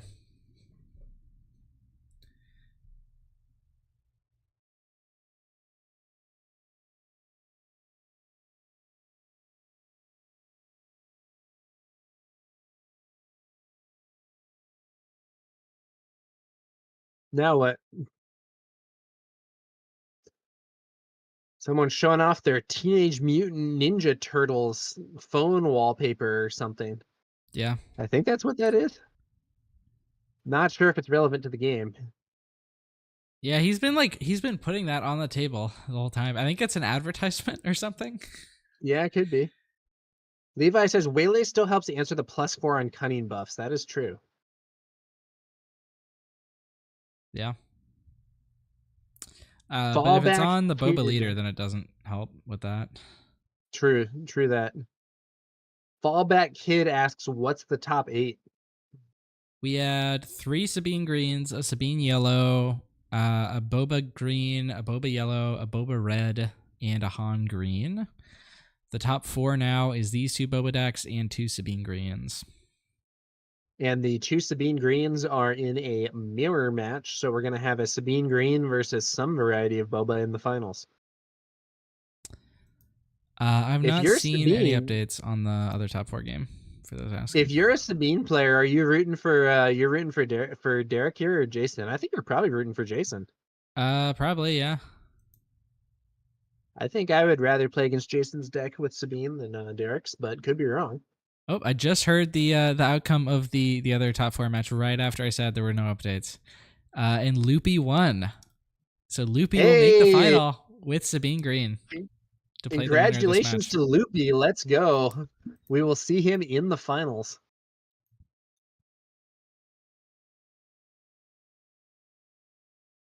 We saw him take down the Han deck that had posed some problems for Sabine earlier, and now we may see him take on Boba. People are saying that the Teenage Mutant Ninja Turtles thing is a game that Jason helped design. Oh, cool. It's like a Kickstarter game. That's cool.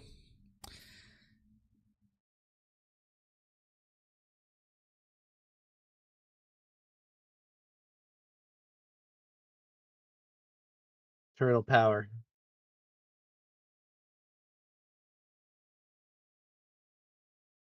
They have taken a bit of time, but it looks like we're going to be starting game 2 shortly. One thing that I think might be underrated is that this time counts. This is like on the clock. Being able to to sideboard and shuffle up fast and so on can buy you some extra time for decision making. Yeah.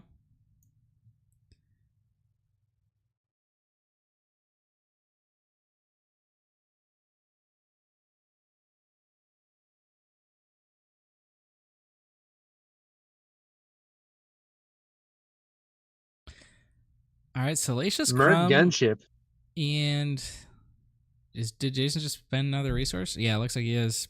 Probably McClunky time? Oh, commission. Okay. No, commission. That's a lot less hype for Jason than McClunky here, I have to say. I mean, commission's pretty good here. Yeah, but you'd probably rather would McClunky, but I would so much rather reset my opponent's board and get your resource back and play Salacious Crumb again. That'd be so good. yeah.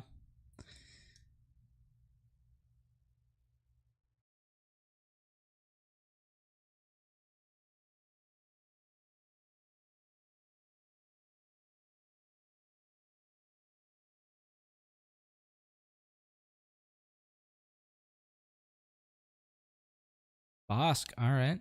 Bosk. Good pickup. Okay. They'll have Bosk for later. Bosk can be a quite relevant card. Bosk, interesting also as a card that's kind of gone in and out of fashion at different times. Yeah. Some people not on him, some people big fans. I think he does get better if you run some of the small utility events like what's that card? It's not Confiscate. Well, Confiscate does actually work with Bosk for one thing. But Commission is the one that I'm thinking of. Yeah. The one that they just played. It can find Bosk and it can help Bosk do some damage. Yeah.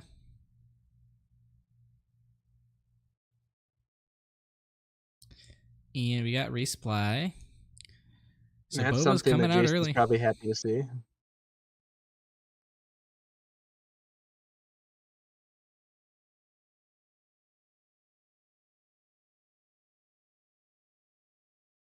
Ooh, Toro Calcan. We didn't see him at all last game. But Derek Here is, he I is believe, now. on 3 of them. Man. Potentially a very strong card, although I don't know. To me, it seems like he's not arriving with the best timing because right now, Salacious Crumb can deal 1 damage, jump back to hand, and set the stage for an ambush next turn with Bosk taking out Toro. Yeah. Derek readying a resource from his opponent using Salacious Crumb.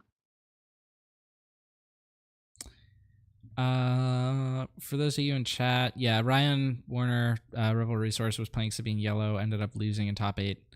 So the top 4 game was a Sabine Green mirror. It was against someone named Ryan, but not Ryan Warner. That's a shame. I think Sabine Yellow would have been exciting to see here. Yeah. The question is, does Derek have something to do with that 1 resource? I mean, what would he? I think like Greedo would be his only real play here. Yeah. I guess technically it doesn't do it. Well, we'll see how this one goes. I will say that like playing Bosk last game, playing Bosk here would have the advantage for Derek of not being overwhelming barrage and allowing him to act more freely with the rest of his turn. Yeah. But the big difference here is that we're on 5 and 4, and not 6 and 5, because Derek's Boba can't flip here. Good point.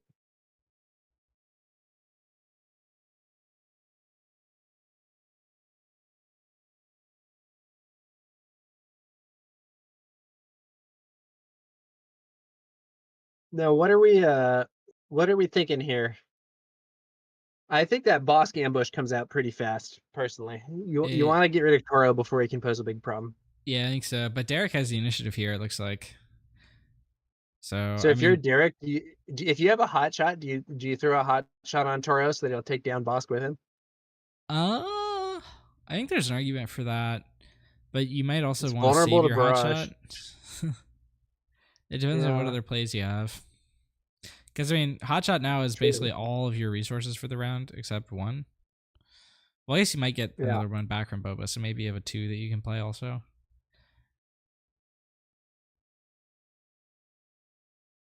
Alright, looks like he's just going to go to base here.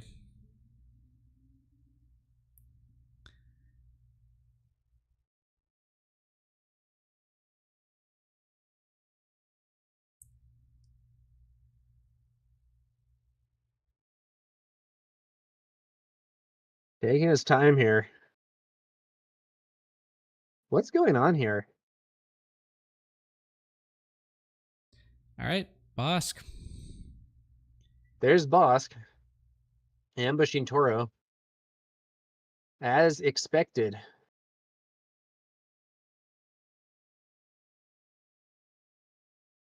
Ooh, surprise strike.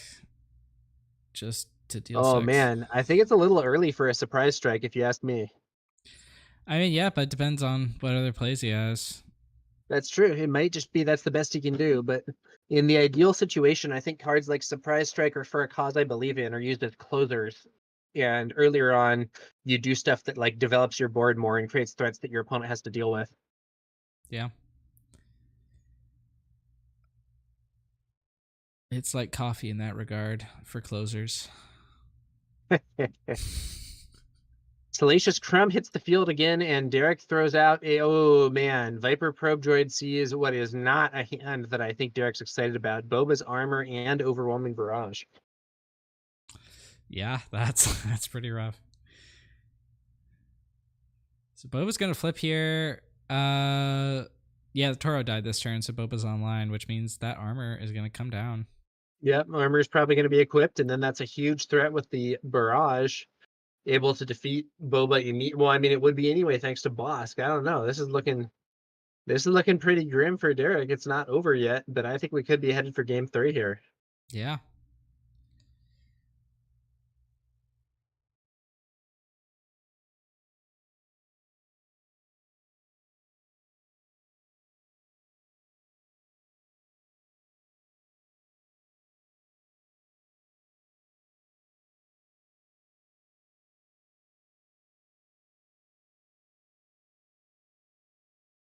Okay. There's that armor.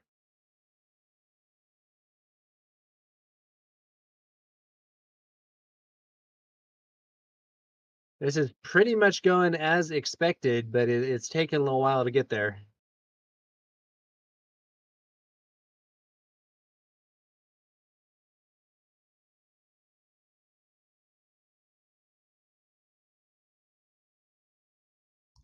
And there's another surprise strike. All right.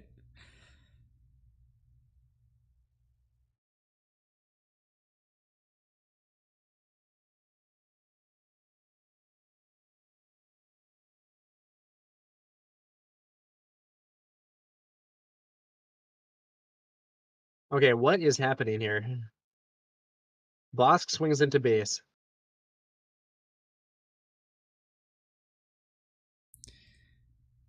I think... Ooh, Bodhi. That's going to clear the barrage. That's big.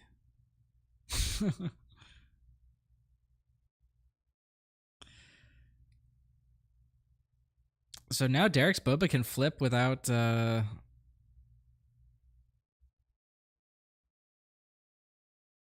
without fear of being barraged. Which means he's going to get at least one hit in.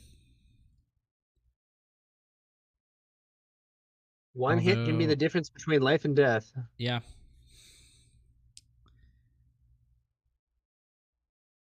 Although a hit from Boba plus a ping from this Crumb can finish him off.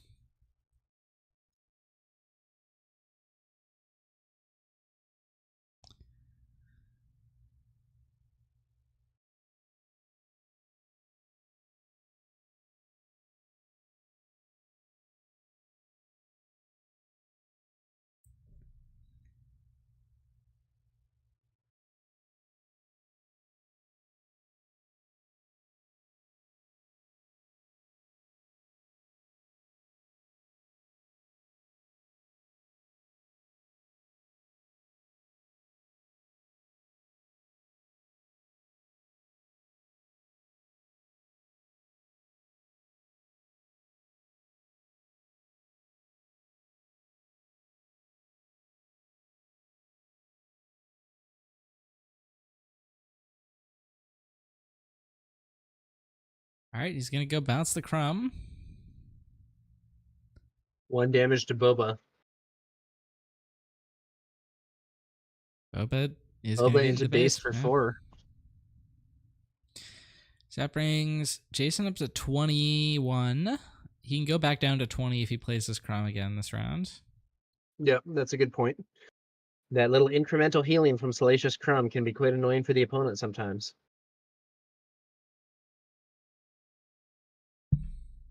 I think Bodhi was the real big play, though. Yeah.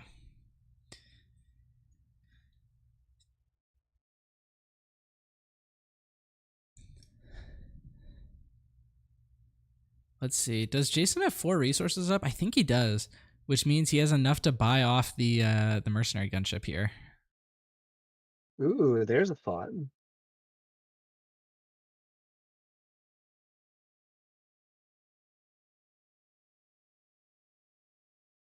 Not a thought one often hears, but in this situation, you could be right.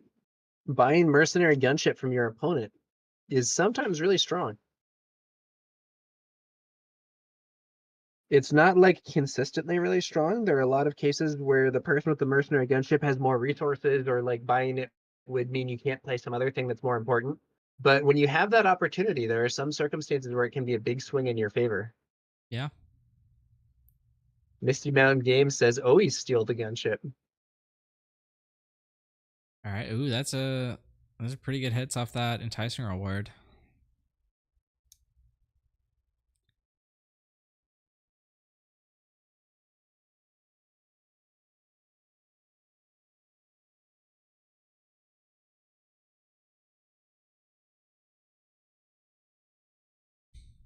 McClunky and a commission. Oh, Jason's got all of his resources ready, so he can play commission. I think he's got a Greedo and a McClunky in hand. He can play one of those, and he can still buy this gunship. So, oh, he needs the Bosk also. So Bosk is going to do here, 2 here, and then with McClunky, that can finish off Boba.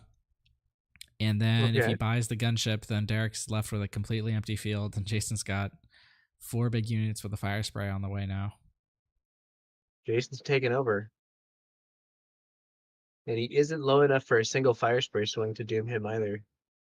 Yeah. And there we go. He buys the gunship.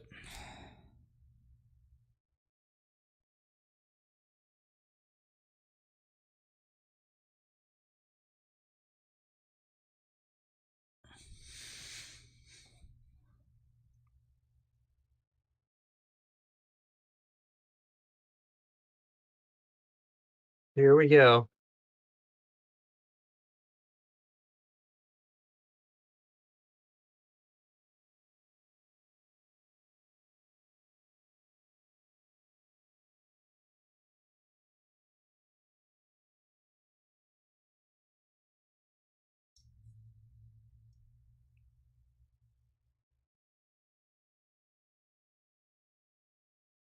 Now looking at 20 damage on Jason's base and only 4 on Derek's base, but Jason has the only units on the board.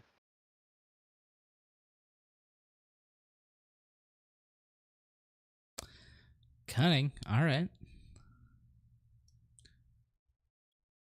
Looks like he's going to bounce back his own gunship and exhaust the other 2 units.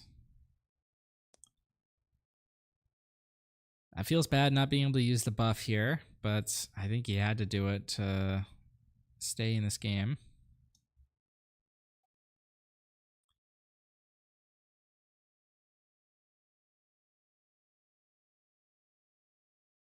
What do we have here?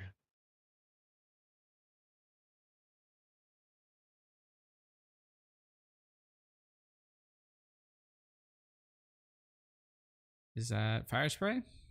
Yep. And it's met with a no good.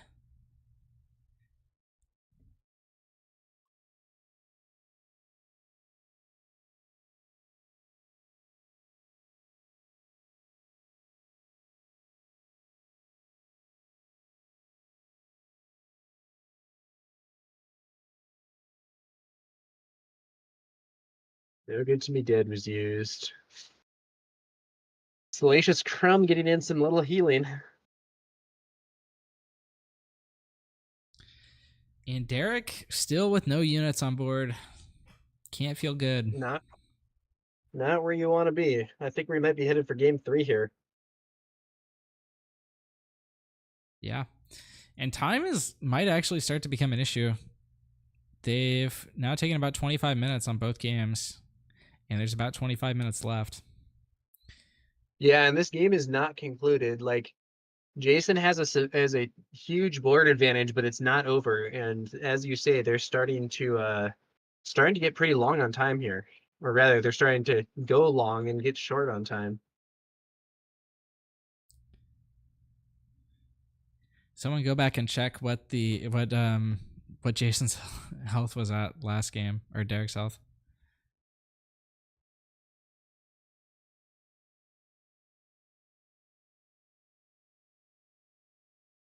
Because that could be relevant for tiebreakers.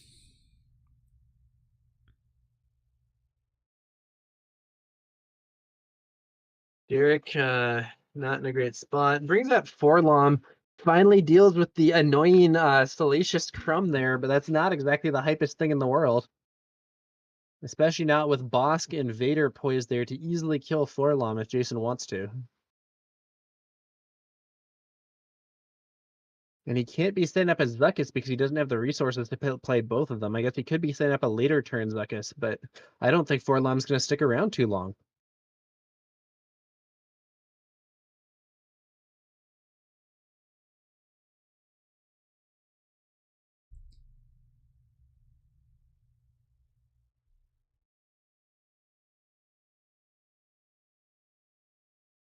Is it help difference for the 2 games? Yes, it is.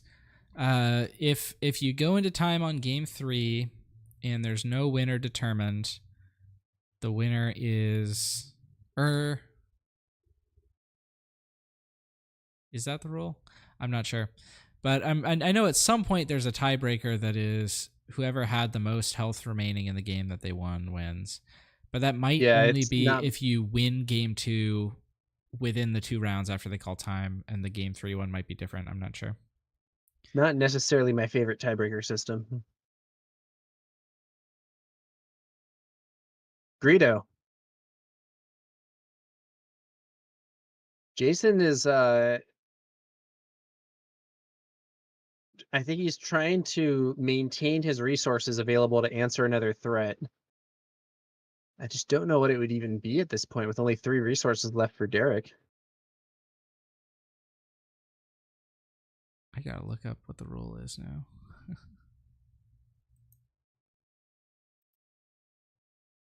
Derek plays a crafty smuggler. Nice shielded unit. Okay.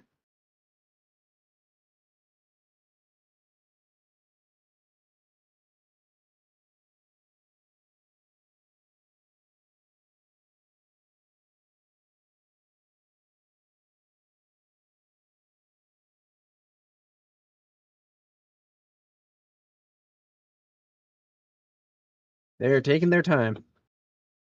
They have the right to do that. It is the finals, and there's extra, or it's not the finals, but it's the top cut, and there's extra time for a reason. But these have been unusually long games.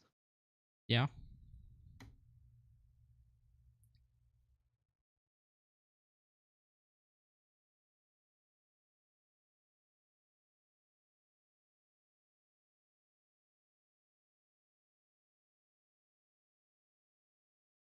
Hey, I found the paragraph. During a top cut round, Squally if says game time 3 tiebreakers, whoever won their game by a better score, basically. But yeah, not great, but that's the tiebreak. That's an argument in favor of keeping notes on a pad. So during a top cut round, if time is called and players are tied for number of games won, the winner of match is determined in different ways based on which game the players are in. If the players are in game 1 or game 3 when the time is called, the winner of the match is the person with the most remaining health on their base after the final action phase. If both players have the same amount of health on their base, the player with the initiative wins. If time is called during game 2 and the final action phase results in both players having each won one game, the winner of the match is the player who had the most health remaining on their base in the game that they won. This rule also applies if time is called between games 2 and 3 or before the set of game 3 is complete. All right, yeah. So if they actually go to game 3, which it seems like is likely they will, it'll be the previous games won't matter. It'll just matter. Misty Mountain Game says in game 1v1 tiebreaker. Whoever had fewest slow play warnings. That would be a spicy tiebreaker. That's unfortunately quite subjective. So yeah, it's But most if it health really gets to be an remaining. issue, bring out the chess clock. Let's go.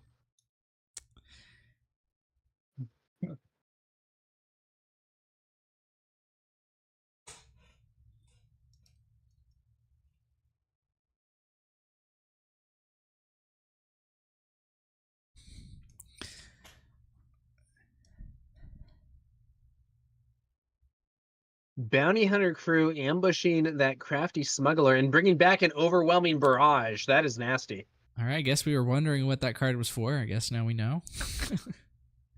Even more overwhelming barrages, and overwhelming barrage is a very good card. It can't really fault Jason for wanting to play more of them. I don't know if it's the most efficient thing in the world, but I like his situation a lot more with a barrage in hand to potentially shoot down a fire spray or whatever. And I think, did Derek scoop?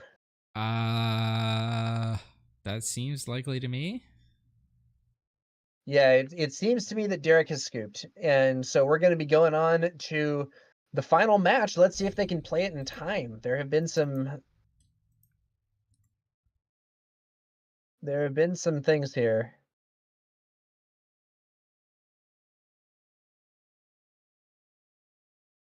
They should be able to finish a game in 20 minutes, plus however much extra time you get if it's not done. That should be quite achievable, if you ask me.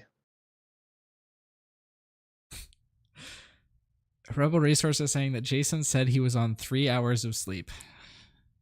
Ouch. Oof. Pretty good performance for 3 hours of sleep, Jason, not gonna lie. Hasn't lost a match yet, it looks like.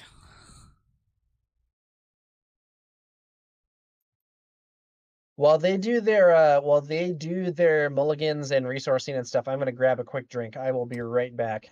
All right, sounds good.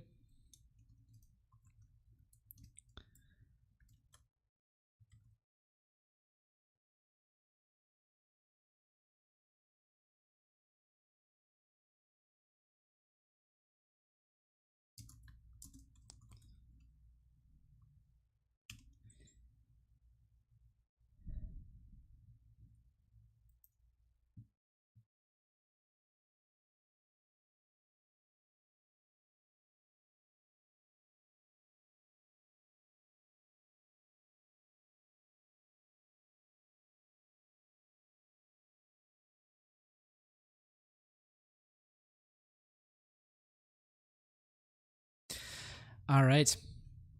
It all comes down to this. The battle for the master of the Bobas. If it does come down to time, remember it's whoever has the most health remaining at the end of the allotted time. Are we seeing some mulligans here? What's going on here? Looks like it.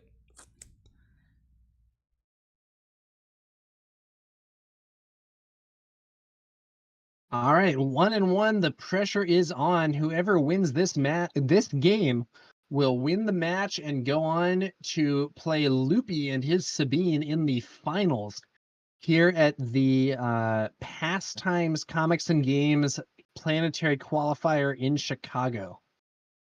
And the winner of that match will get a bunch of cool prizes, and additionally, will get to skip the first day of Galactic Championships, playing a special side event, and just cruise in for day 2, which is, in my opinion, a pretty sweet prize. Yeah.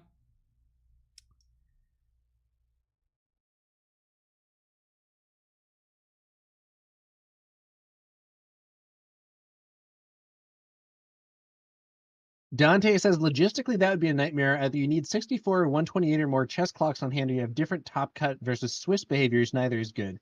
So yeah, I do think the logistics are an issue, but I will point out the time rules are already different in the top cut than they are in Swiss. So I don't think it would be that crazy to have a different system that way. And yeah, it wouldn't work in Magic because there's too many timing intervals unless you're doing it with a online client. And I think MTG Arena and Magic Online have chess clocks for chess clock-like features. Okay, so we're seeing a Salacious Crumb from Jason, a Crafty Smuggler from Derek, and then Jason throws the Enticing Reward onto that Crafty Smuggler. Not as hype when it is on a non-unique unit, I'll tell you that much. Yeah. And Bodhi, that's big. Oh, Bodhi. Oh!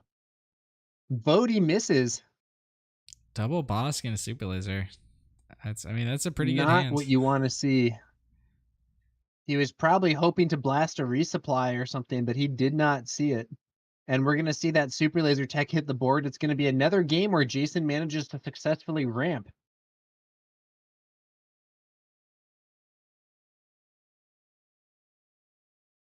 They do have Misty Mountain Games. They do have chess clocks on phones, but there's other issues with that. Anil was pointing out when I interviewed him the other day that, ideally you don't actually have your phone out during a game or use it because there's a risk of outside information and so on. Now, I will say I've also played in tournaments where people have totally used like life counter apps and stuff like that and had their phone on the table and nobody cares. So I don't know. Salacious Crumb bounces back to hand from Jason to knock out the shield on that Crafty Smuggler and set up for a scenario where that Super Laser Tech can... Oh, but there's the Waylay in hand. I think if I'm Derek, I am going for that Waylay on that Super Laser Tech. What do you think, Rebel? Maybe. I mean, in this scenario, it seems pretty good. Having seen the hand, it's double Bosk. The Super Laser is going to kill your Crafty and get the Enticing Reward trigger. I think it might just be too good here. Yeah, there we go. Waylaying the Super Laser Tech and getting a resource back with Boba. He denies Jason that ramp opportunity that would have allowed him to bring Boba out this turn.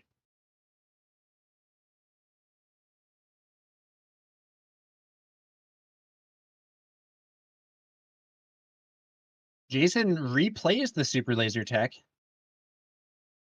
I'm not entirely sure why. It seems like it's a little late at this point, but he might not have something else that good to do with it. He may have been banking on it. Yeah, all he does is recreate his board from earlier. Now, playing Salacious Crumb does heal him for one.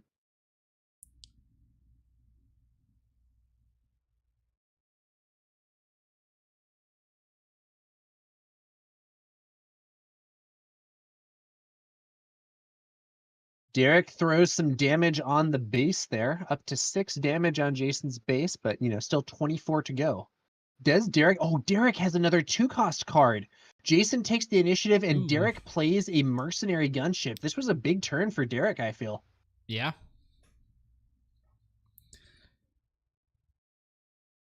Can he keep that momentum to get this win and move on to the finals?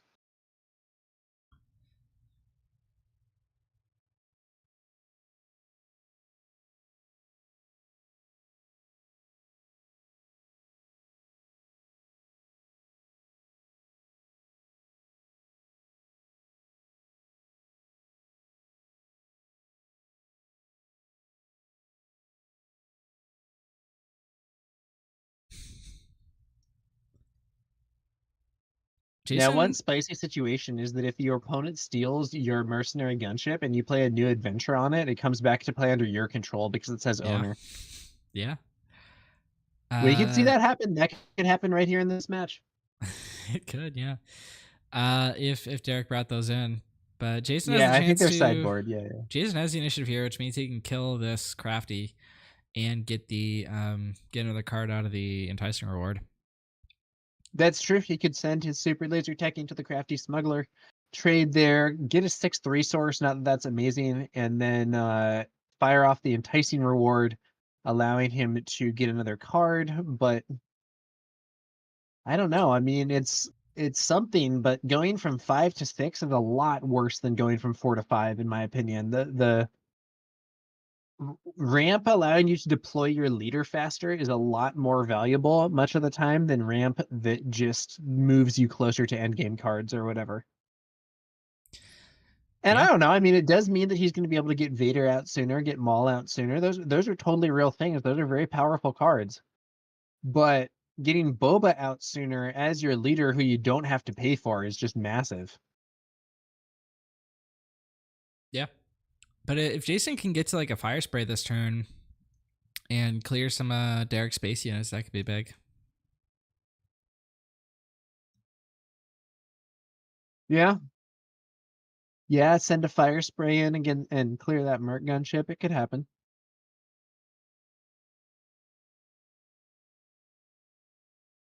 Oh, there's Boba's armor off the enticing reward, as well as another enticing reward, but he has to send something back. Yeah.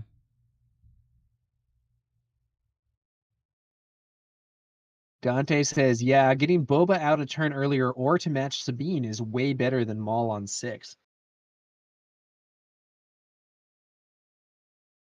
Yeah.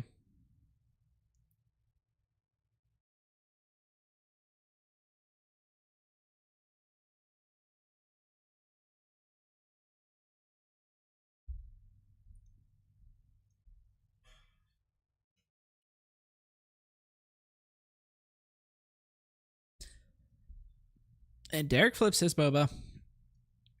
And Jason is looking like he's going to get his Salacious on a dodge. Salacious Crumb bouncing back to hand and dealing 1 damage to Derek's copy of Boba Fett.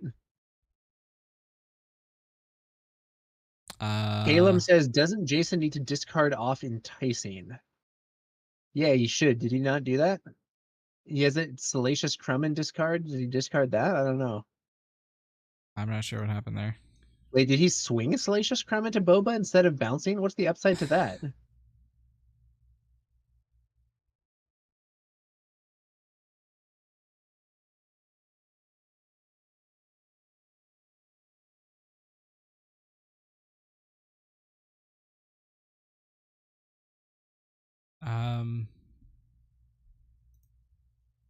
Yeah, I don't know. I don't think there's anything that he could pull out of the discard with.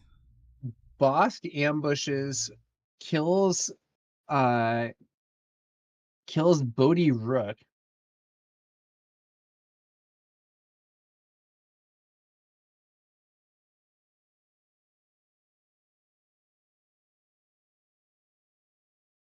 Derek brings out a Phantom. Dante says, I think he bounced and then discarded Crumb. Okay. I don't know how the timing works out on that, but it's possible I missed it. Yeah.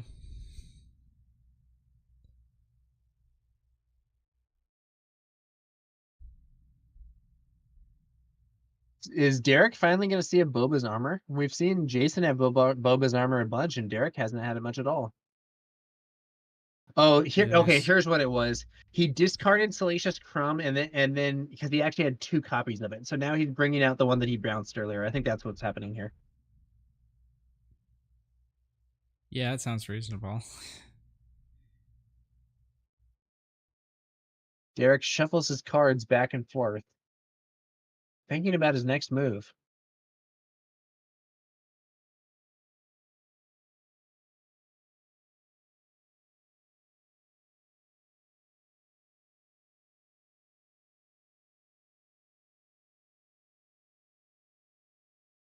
7 minutes left in time. Jason's trailing by 8 here. Another enticing reward on Boba Fett this time.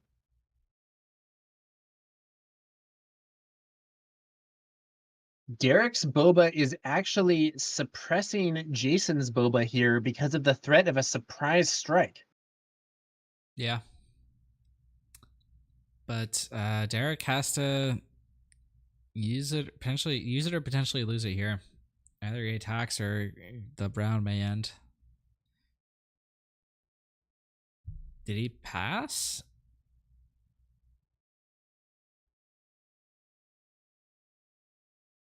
It sure seems to me like maybe he passed and now Jason is maybe going to deploy into it and we'll see what happens. I'm not sure.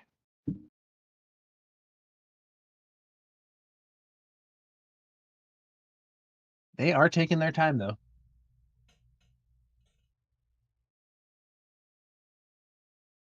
Jason claims. So I think what's happening here is Derek I think what's happening here is Derek was passing to threaten to kill his opponent's Boba, given that Derek had seen the Boba Fett's armor that Jason got with that enticing reward. And he either had a surprise strike or was bluffing a surprise strike, and Jason opted to take the initiative rather than risk deploying his Boba and getting killed. All right. And Jason's going to open by stealing the gunship here. He opens with a gunship steal. And Derek steals it right buys back.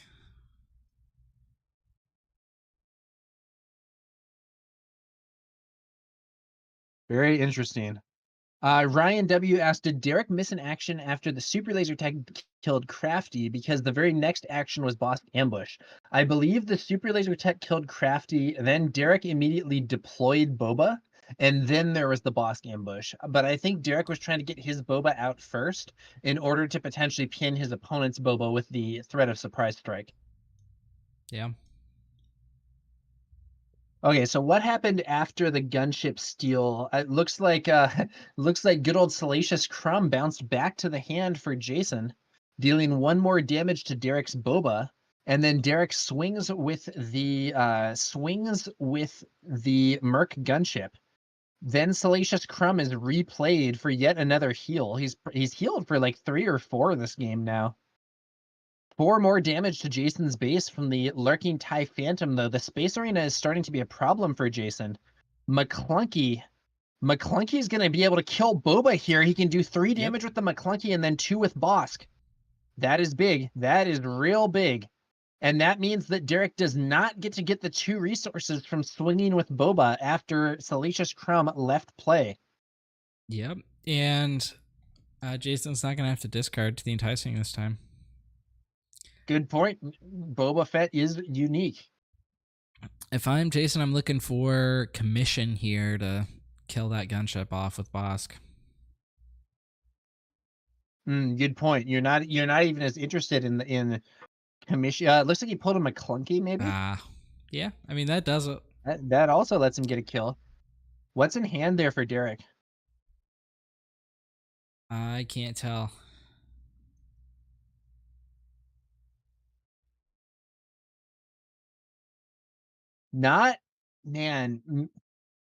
Missing your attack with Boba is rough here. I think attacking with Boba was maybe higher priority than attacking with that Phantom. I get that Boba was pinning the opposing Boba, but with a Bosk on the board, I don't know. Going for base or going to kill Bosk both seem like they would be very reasonable plays, to me at least. Takes the initiative. 4 to base. Now he's going to get his gunship stolen, I think. I think so. There we go. Yep. He's got to hope he has that a new adventure. I don't even know if it's sighted in. It would be pretty sweet here. But because Jason got to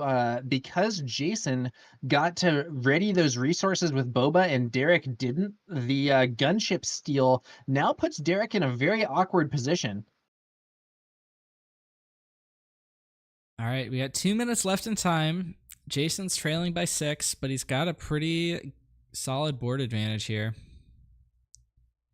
What is this? And our timer is not 100% accurate. It's close, but it might be off by a little bit. Base eats a surprise strike for 7 damage, 21.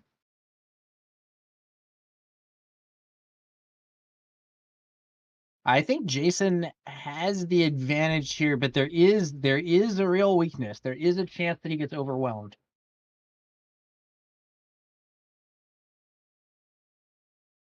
What is he doing?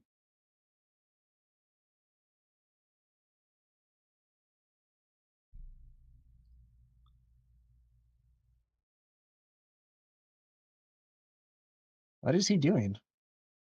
I'm not sure. This is not the pace of play that I would want with this amount of time left in the game. I'll tell you that. Yeah, Jabba King Tut asks, dang, who did Loopy beat in top 4? Who or what? Yeah, and yeah, Dante replies he beat another Sabine mirror. Yeah, it was Green Sabine versus Green Sabine. Bazine comes out, gets to see the hand. What is that? Is that another surprise strike? Another surprise strike, a TIE Phantom, and another gunship. The gunship Yeah. is risky to play here. I think if you take anything, you probably take Surprise Strike. It looks like he's going to take the Phantom. Okay. I think that's reasonable. I think that would be what I go for, honestly. Because the Phantom, so like right now, Jason can use that Merc gunship to kill the Phantom. And then Derek could replay another Phantom and have another threat that would be annoying for Jason to deal with his weak space presence. Derek paying for something, rethinking it.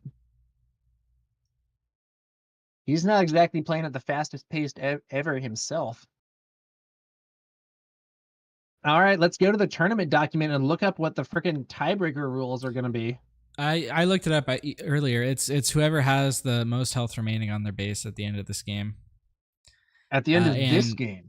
Yep, and if that's tied, it's whoever has initiative. I thought there was the tiebreaker on like who had the most health in the game that they won or whatever before this. That's if you call it in if you call it at the end of game 2 or like between game 2 and 3.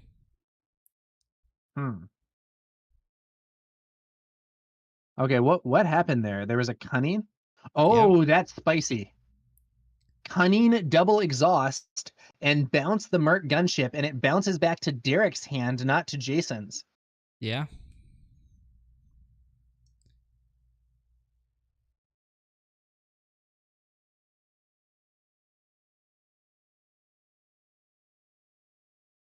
Do they get extra turns? Yeah, they should get 2 extra turns here.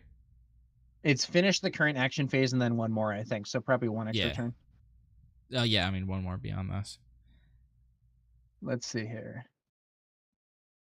And that cunning might be the game. All right, let's see. During Swiss rounds, if blah blah blah. Okay, we're not. Okay, top cut.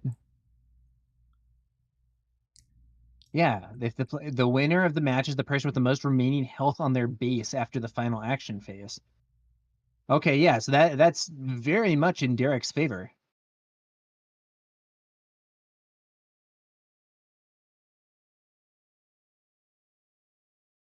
I don't think I've ever actually seen time get called in a top cut before. I think this is the first time I've ever seen it. Yeah. But, first time for everything.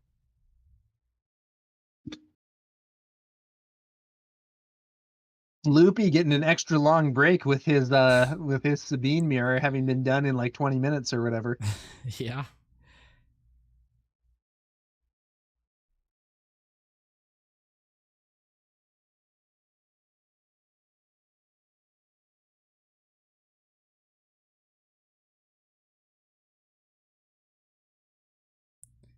Ryan says that's the exact danger of discarding with Bazine, having given him the Cunning card. Yeah, I think Cunning ended up being significantly better than playing that TIE Phantom would have been.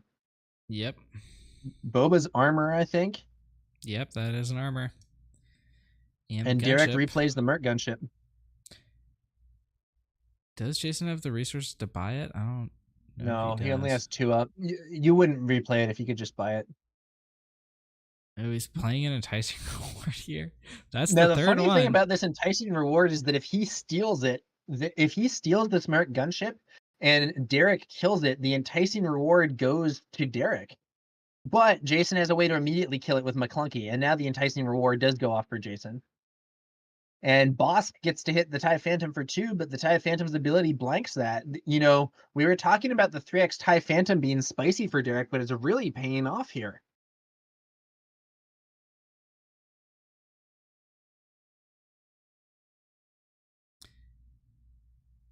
Oh, yeah, so Dante says it happened at the first Florida 5K. I think that a Top Cut game went to time. I think I think if I recall correctly, that was before they extended the time in the Top Cut, though. Because this is going to time even with the extended period.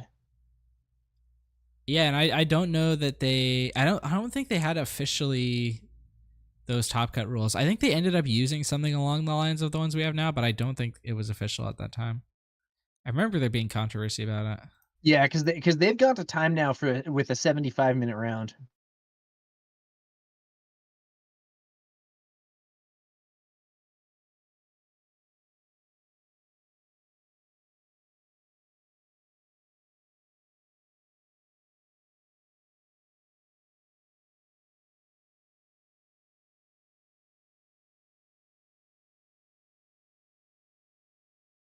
And Salacious Crumb replayed yet again for another heal. Someone should keep track of how much Salacious Crumb has healed throughout the course of this game. It has to be like 5 or 6 or something. Really a lot of value out of that guy.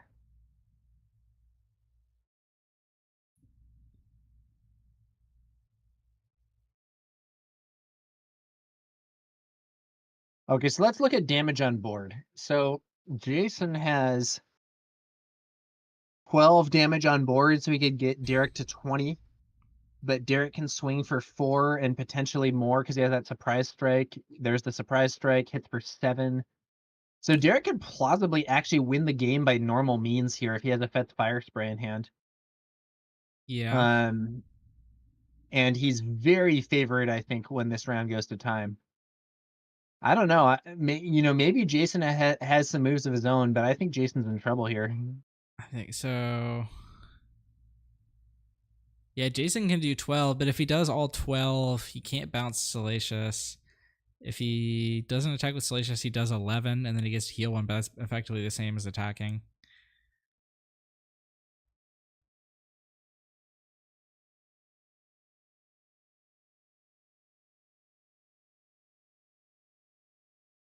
Are we seeing 6 resources here for a Fet's Fire Spray? He's counting his resources is what he's doing, apparently.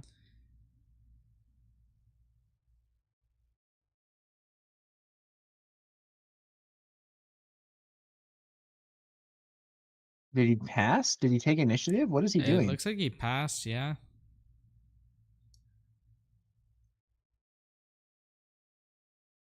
And Salacious is going to bounce himself, dealing 1 to the Boba. Okay. That lets him replay it to heal 1, which is okay. It's effectively the same as attacking. Oh, he's got Boba's armor on the Bazine. What? So now Bazine can hit for 3. I'm not seeing how this math adds up for Jason, though. If he has Fire Spray and then he plays the Salacious back, that gets him there. If he has enough resources. And he has it. Does Derek have anything to deal with this? What if Derek has Waylay or No Good to Me Dead, though? Derek has potential answers in his build. I think that would be the game. I think he's been passing here. Does he have anything that's relevant?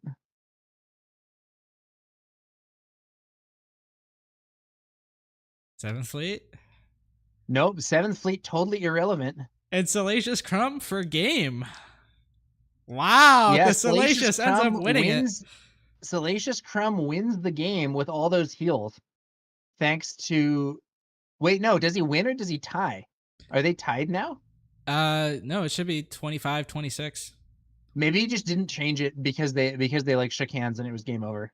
Yeah. Well, Loopy's probably happy to see that. Yeah, I think so, yeah. At least a little bit. I still think Boba's favored in that matchup, but he definitely. I think it's. I don't know. Do you think Boba Green is favored when you have 0 No Good to Me Dead, 0 Waylay? I'm honestly not sure. Yeah, I think it is probably. We'll have to see how it pans out. Yeah, I mean, Loopy's won matchups where I would say it was unfavorable for him, so he can definitely rise to the occasion, and he's got another chance to do it here, probably pretty soon.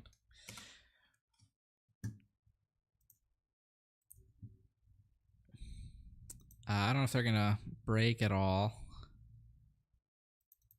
I feel like, we'll have to see. They don't exactly have to run pairings. It might be reasonable to give Jason a break after that marathon game.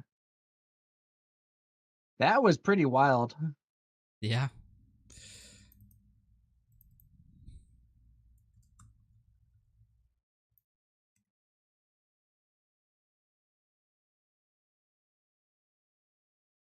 A game like that, you could find yourself kicking yourself after, thinking back on every little action that you could have taken. You know what I mean? Yeah. When it comes down to 1 health.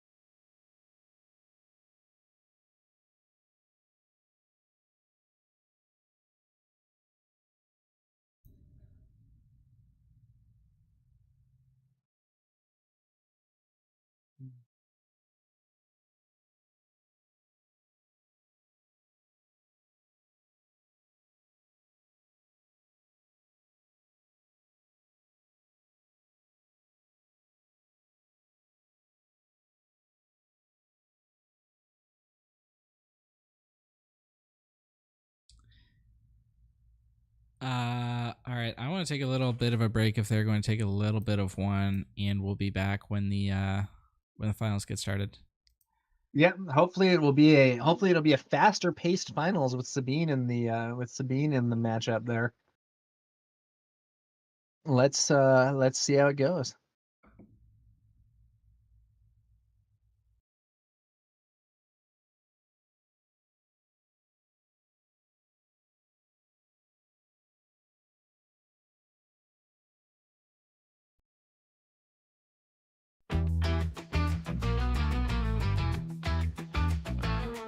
When the moon is high and the world's at rest, we gather together feeling truly blessed. Webcam games late at night, special guests logging in ready for the fight. Strategies clash and friendships bloom in this digital realm. There's always room. Webcam battles with our friends inside. In the realm of cards, we shine so bright. Late night gaming where our passions burn. In the still of the night, it's our turn. Learning from each other inside so fast. Every game we play feels like a master class. Cards on the table, strategies unfold. Tales of victory and legends retold. Open arms and welcoming smiles. Late night gamers going the extra mile. With every game we sharpen our skill. In the quiet hours, chasing the thrill. Top tier advice, wisdom in store. Guiding our hands as we strive for more. Late night gaming where our passions burn. In the still of the night, it's our turn. Learning from each other inside so fast. Every game we play feels like a master class. Laughter echoes, strategies in play. We find our rhythm in the night we stay. With every match our bonds grow fast. In this late night world, each game's a master class. Late night gaming where our passions burn. In the still of the night, it's our turn. Learning from each other inside so fast. Every game we play feels like a master class.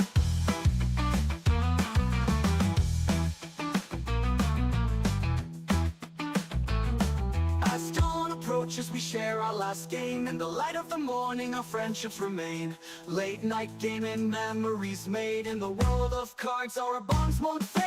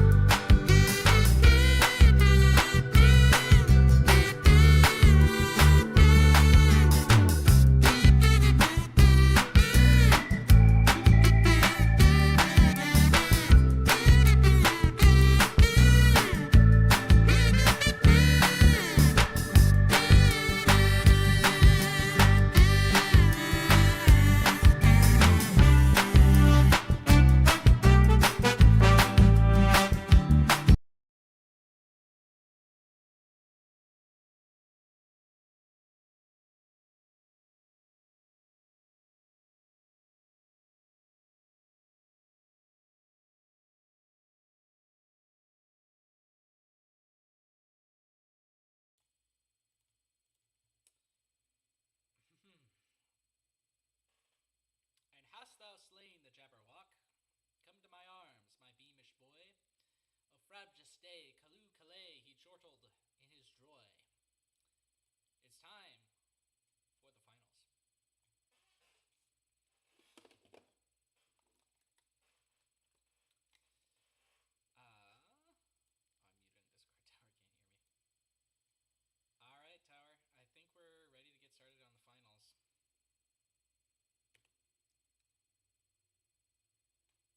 Yeah, let's rock. We are about to start the finals of the Chicago Planetary Qualifier here at Pastimes Comics and Games. And they decided to switch which sides they were going to be on, so now I gotta fix that. We have on the top of the screen, we have Loopy, and he is going to he's going to be playing Sabine Wren with the ECL, and he is going to be playing against Jason's Boba Green. and it should be exciting. Let's see whether or not Loopy can overcome the Boba Green 30 HP that has been a quite trending deck recently.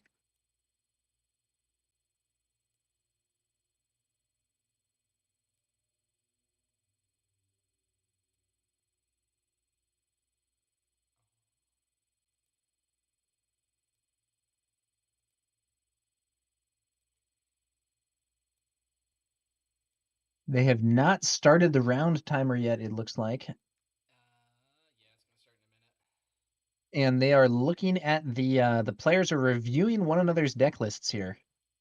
Now, notably, I brought this up earlier, but in terms of deck lists, the deck being used by Jason here does not have Waylay and does not have No Good to Me Dead. So he is missing some of the traditional answers that you might have to certain early plays, and we'll see whether Loopy can take advantage of that. Additionally, Jason is kind of light in space. So, Rebel, if you're Loopy, what would your strategy be going into this match? Well, you sort of want to. I mean, against the 30 HP version, I haven't figured out all the lines for this deck yet. I played a bit of Sabine in set 1, and the strategy there was usually it was against the ECL decks, and usually you would want to try to go space early and then pivot to the ground. And that, usually was able to basically force them to commit to answering your stuff in space, but then you switch them up. So I don't know if there's a similar strategy this time around, but without the ECL. But I think like you were saying, Jason is kind of weak in space, so maybe just if you can go all space, do that. If you have a wing leader, There's the handshake. go for that. Wing leader was oftentimes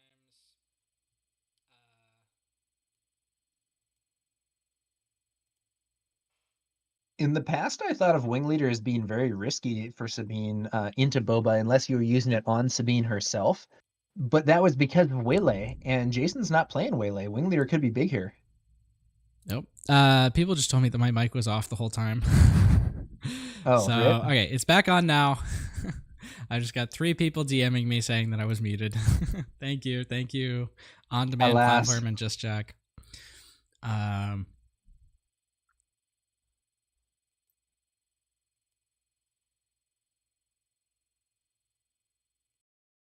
This should be off and this should be on. All right.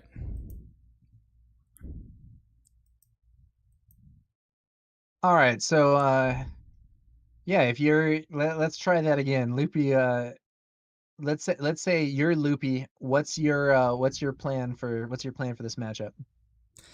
I think my plan is to go space if I can, and buy this Teenage Mutant Ninja Turtles thing on Kickstarter, and I think that'll give me the win. So you're thinking Loopy ought to go to space. If you're Jason, what are you thinking? I'm thinking you got to answer the threats early, and then eventually pivot to a point where you can start taking control of the game. If you can get to like a Boba flip with an armor on it, that's a threat that Sabine is never going to be able to answer pretty much, and you should be able to win if you're not too far behind by the point you can get that established. It is worth noting that Boba with armor can be killed by Poe off of ECL. But they have to discard 2 cards to do it. Or 1 card to do it if they have red 3. Looks like a coin being flipped. Late night gaming coin. That's going to be another part of the strategy is to make sure that make sure you win the flip. It is to make sure that the ECL isn't going to threaten you that way. Like you want to bait the ECL early if you can. It's actually a poker chip, maybe.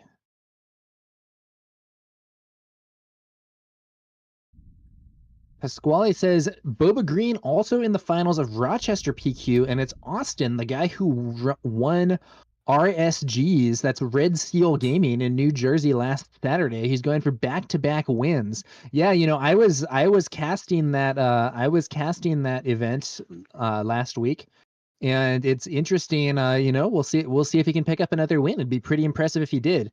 I believe FFG has said that the day one buy and stuff gets passed down if if someone who has already won wins it. So if Austin ends up taking it, then the second place player will I believe receive the at least the day one worlds or day one galactic championships buy and invite and stuff. But I could be wrong.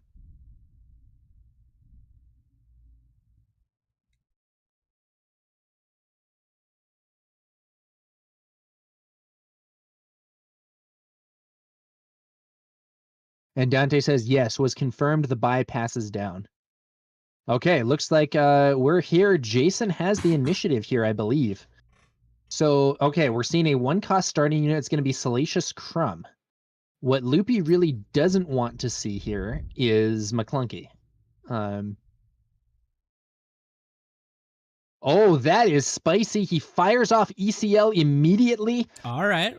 Loopy uses Energy Conversion Lab immediately to have Battlefield Marine kill Salacious Crumb.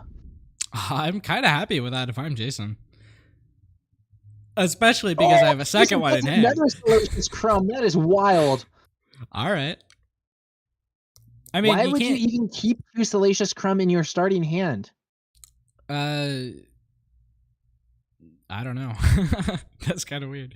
Yeah, that is very odd. Okay, we'll he see how can't it goes. McClunky here, at least, which is the point of ECL play. Even if the Crumb does get replaced, he can't get McClunkied right away. But yeah. So if you're Loopy, do you swing the Marine into Salacious Crumb here? Quite possibly, yeah. Thrawn says, think I saw a timely in Loopy's hand when he drew, but not positive. If he does have a timely plus a 2-cost unit, I think that if he has a timely from hand plus like Sabine or plus another Marine, I would maybe take that to kill Salacious Crumb and then have the other one hit the base. Oh, the Battlefield Marine shoots Salacious Crumb down once again.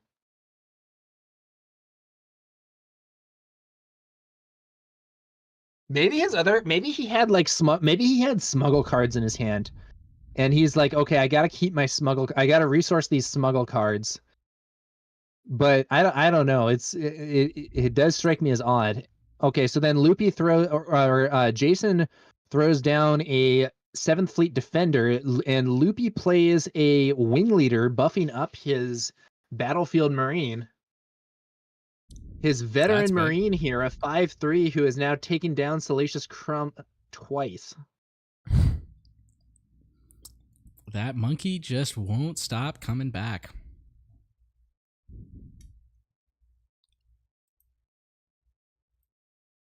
Swoo Talk with Yakko and Dom says, and he essentially threw the second one away too, the Salacious Crumb. Well, in a sense he did, and in a sense he didn't. Because yes, it got played and just got killed without doing anything, but it did also save him 3 damage on his base, and that potentially means a lot. So I don't think it was entirely wasted.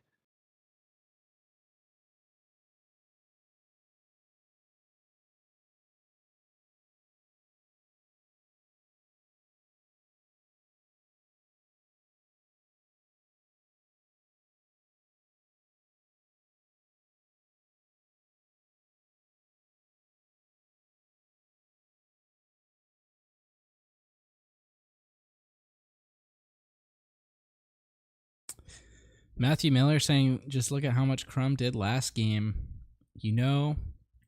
When the spokesman for the State Department says that this card is good, it probably is.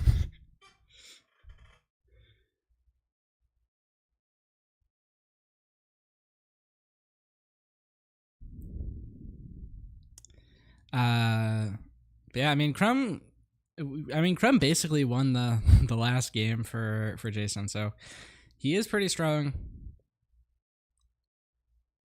It makes sense that you'd want to get rid of him. He's mainly just a target for McClunky at this point, which would be really good value for Jason. A Cloud Rider clears out the buffed. A Cloud Rider clears out the buffed Battlefield Marine.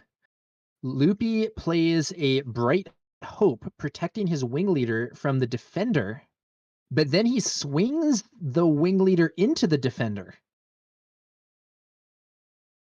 I guess he's trying to counter. Yeah, so I guess he's trying to counter this. I guess he's trying to counter this bounty by setting up conditions such that the defender dies to Bright Hope instead of living to swing into it and kill it next turn. Make it harder for Bright Hope to get removed here. I'm really not sure.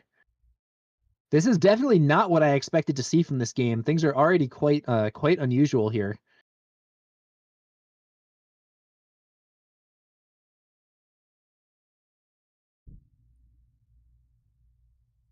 I just realized I forgot to start the timer, so I just took 10 minutes off of it. Now we're going. All right, so our round timer here might be inaccurate, but hey guys, this is a Sabine game. I'm not sure we're going to be going to time. In fact, I'm pretty sure we won't. I mean, we went to time It could last happen. game. It's not unheard of. Yeah, but last game wasn't Sabine. You know, Sabine really changes things. It looks like I was actually right on with the 10 minutes. It was actually exactly 10 minutes ago it was supposed to start. So Sweet. the timer is more or less accurate.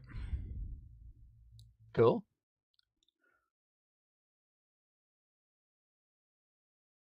All right. Well, Sabine then deployed and swung into the base. Now it's the next turn. Boba's deploying. Loopy considers his options here.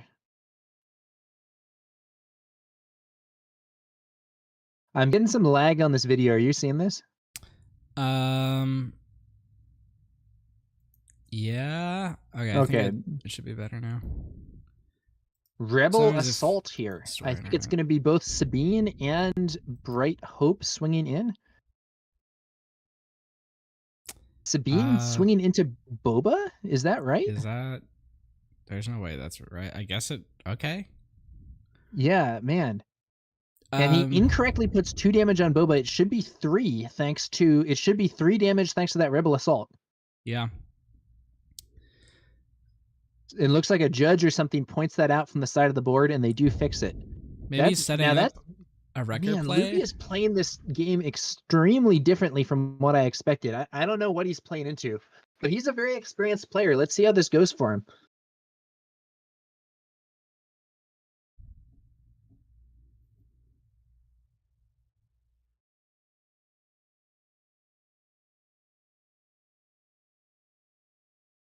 What is that? Is that a commission for commissions?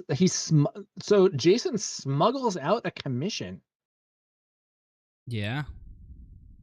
I guess he's just trying to dig for Boba's armor here. Boba's armor is an item, right? I believe so.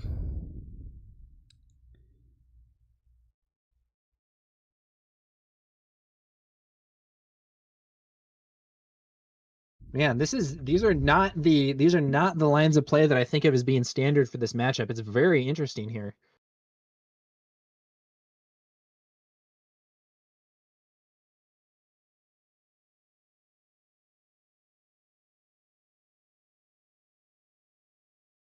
Yeah, he finds it. Boba Fett's armor. There it is.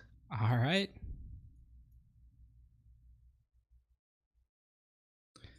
So Jason's commission does achieve Boba's armor. And he can now potentially play that and attack into Sabine without taking any damage. I wonder if Loopy attacked Boba to try to soften him up for a wrecker. But the Boba's armor would prevent that from having anywhere near the same impact. Yeah, is there anything he can do to... Could be wrecker. Yeah, can he do anything to kill Boba before the armor goes on? Nobody plays K2. That's not terrible. Yeah. And the ECL's been used already, so yeah, doesn't bode well. That's the thing. So in order to kill Boba with Wrecker, he would need to use just the 5 damage. He wouldn't get the ambush. But with the armor on, that 5 damage is no longer lethal. Yeah.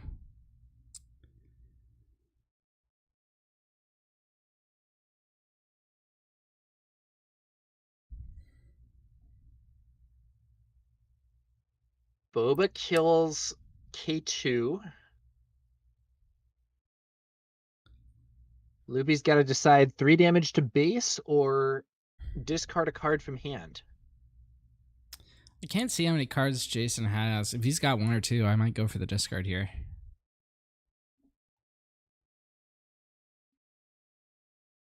Yeah, it's possible. Loopy's not in a great situation here.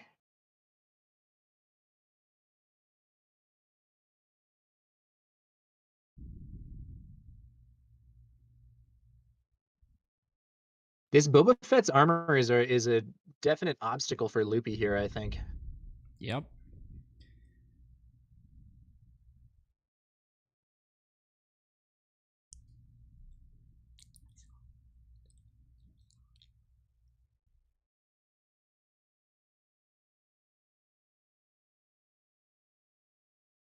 Now, Loopy does play Confiscate, but only in the sideboard. He won't have access to it in this game. He does have 3 timely interventions main deck though. That might be his out to this situation. It does look like he opted to deal the 3 damage to base. Well, but he's going to be on 6 resources next round, which is not going to be enough for Timely Wrecker. It would be enough for Timely Poe, but I don't think he has a Poe. Yeah, he could do Timely Poe. And Boba has taken 5 damage, so he has 4 left, so Wrecker is off by 1 with the damage reduction.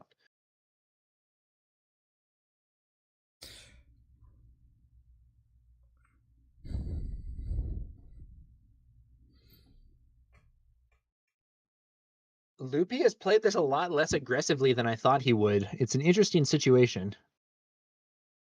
Can he find an answer to this Boba?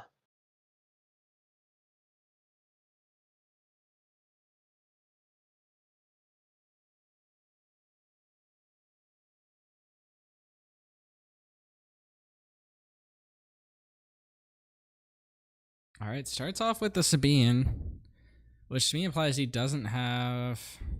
Yeah, he doesn't. I don't think he had anything that could just kill Boba, or he would have used it. And Wrecker taken out. Bazine, who takes Wrecker, I think. Yeah. There was a Darksaber in hand, but what is he doing? I think he was. I think he was showing the other 2 cards, and he accidentally showed the. And then he showed the third one by mistake. Well, he might play it here. It would be pretty reasonable to do. Wing Leader buff Bright Hope here, I think. That's actually a pretty good play. And then the last card was what? Sundari Peacekeeper, I think. Yep, Peacekeeper and the Darksaber. Yeah, so he'll probably plan to play the Peacekeeper next up. Losing that Wrecker is tough, but with the Boba's armor there, he wasn't going to be in a position to actually get value from it anyway, or at least not the value that you would most want. If he has the heroic intervention in the resource zone, he would be able to take out Boba that way, but that wouldn't be live for another 2 turns. Yennefer says Barrage seals the game here. Why didn't he Wrecker first? Wrecker doesn't kill Boba here because of the armor. That's why he didn't do it. Yeah.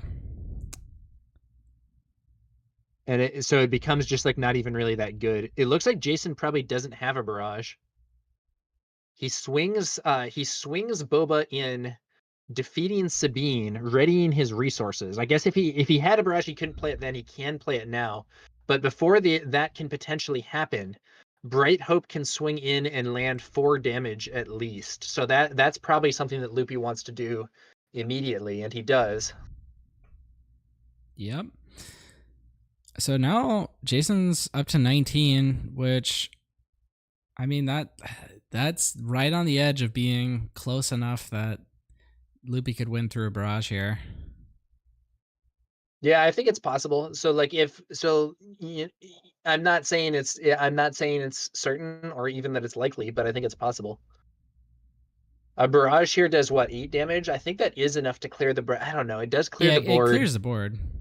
And if Loopy plays the Peacekeeper, Boba can just attack into it. But it looks like there's no Barrage, or I don't know what that was. Spent a resource and then reached for his dial. I think we might see. Is it Salacious Crumb number 3? Is that what we're doing?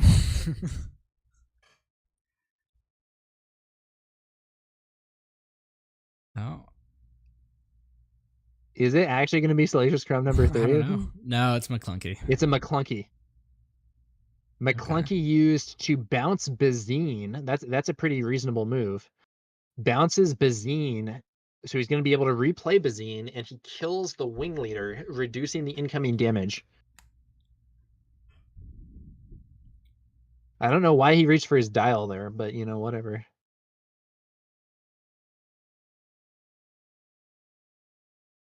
Initiative taken, so his resources are not all being used here, but that does mean that Boba can now just attack and defeat the Sundari Peacekeeper before it gets a chance to swing. Yeah.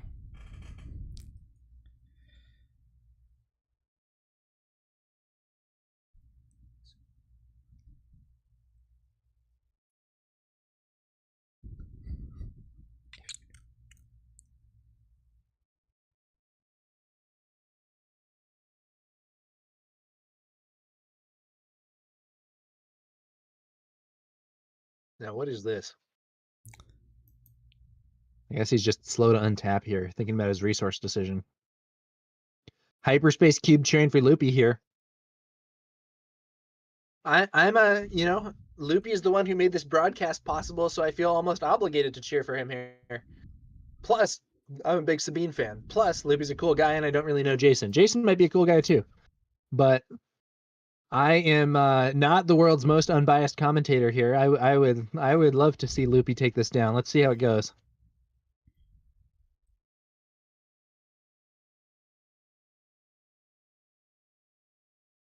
Fontanes Julio, or don't know how to pronounce that, I'm sorry, says, this commentary would be lit if Rebel Trader, each time he reads his text and smiles, shares with the audience that conversation.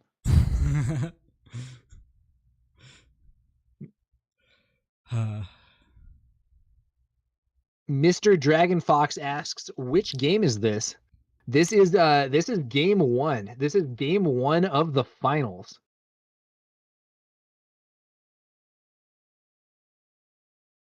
Jake DeSnake says that it feels like the Boba player is slow playing. We've seen Jason play some other games. He has not been the fastest player in the world. I think somebody said, was it Rebel? Was it him or where somebody said that he only had 3 hours of sleep or something? Yeah, that was Jason. Yeah, I don't know what his situation is. And Swootalk with the Echo and Dom asks, what is the bounty on BH? As Thrawn points out, yeah, it's an enticing reward. Yep. Okay, so now Jason plays out a 7th Fleet Defender. He doesn't seem to have an answer to this buffed Bright Hope. And Bright Hope swings in for another 4 damage on Jason's base. Jason left with only 7 HP remaining. That is not a lot. He is now in range of reaches. Like, if we could see something like, we could see Loopy play we could see Loopy play a For a Cause I Believe In into another For a Cause I Believe In, and that could just end the game. Like that could just be it. Yeah. Jason swings into the base. And that brings Loopy up to only 8. Yeah, Loopy's base got a has way been to almost go. untouched up to this point. I don't even know what he took I think the 2 damage that he took before this was inflicted by his own Sabine leader ability. I think that's true. I think this is the first time Jason's even taken a swing at the base. Loopy brings out K2SO. K2SO is one of those reach cards I was talking about that's dangerous even if the opponent can clear it. And normally K2 would be kind of risky to play against Boba here, but as we discussed earlier, Jason does not have Waylay in his deck. So K2SO is not going to get bounced here, and if Boba kills him, that's 3 to base. Did Jason just scoop? I think maybe. I think Jason scooped. I guess maybe for time. I don't think you need to scoop for time against Sabine, man. Like, I know some of these games have been slow, but that's wild. Maybe what he was thinking is, hey, I can't stop this. I can kill K2, but then I take 3, and then I take 4 from the Bright Hope. I'm dead either way. I don't have an out. Let's just go to the next game, get that extra time. I'm not sure, but it looks like a win in game 1 for Loopy after some very unusual lines of play. Yep, I just got it confirmed from the judge that Jason did indeed scoop. Crazy. I mean, I don't know. Maybe that's a prudent choice. The first game, this was a kind of long game for a Sabine game. Maybe he really wants that time.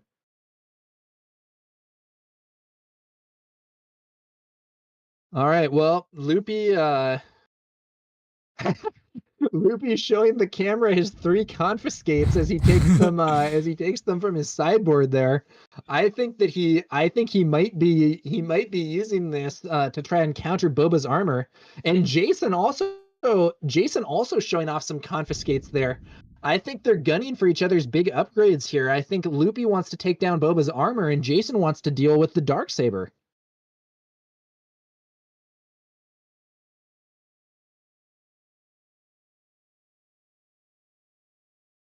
And the interesting thing about Jason's deck is that because he is using that enticing reward, Confiscate actually has more targets than just Boba's armor. And that means that it could be strong to include all of them. And, sometimes people might only bring in 2, but why not bring in all 3? And you might have other targets for it anyway,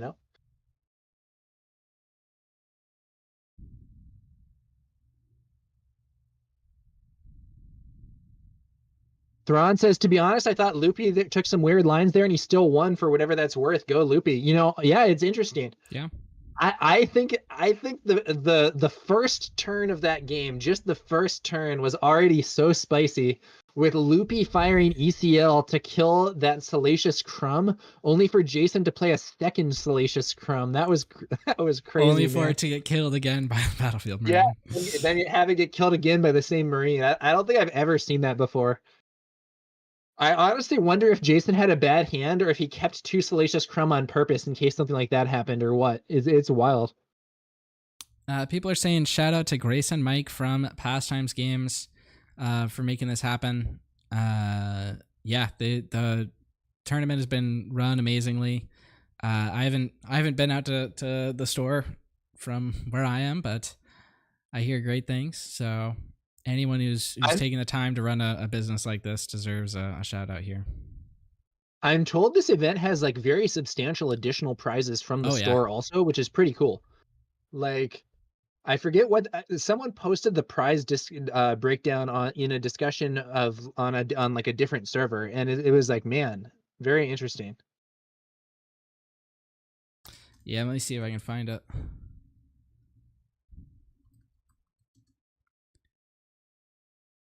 Yeah, first place is a Leia Showcase, 3 copies of Hyperspace Foil Luke, a Spark booster box, and a Shadows booster box. Second place is a Palpatine Showcase, a Spark booster box, and a Shadows booster box. And then going down up until like basically everyone, top 64 is like, everyone up to top 16 gets like some kind of foil or showcase, something. So that's pretty cool. Yeah. Hyperspace Cube says, got a Bosk showcase for top 8 today. Congrats on top 8. And Thrawn says, mandatory Bosk deck play at the next PQ. Bosk Blue is a real deck. I actually think Bosk Yellow is underrated. Bosk Yellow is a kind of scary aggro deck sometimes. I don't know. Bosk has some interesting stuff going for him. Yeah. I think Bosk Blue is pretty well positioned into Boba. Sabine it can struggle with, but it's not unwinnable. I will say when I play double red Sabine, I think Bosk Blue is very favored for me. But double red has like extra gas against control. Oh, it's definitely favorable. I've had stuff where it's like, play aggression and defeat 2 bounties and kill a unit or something. It's just like, oh man, that's wild.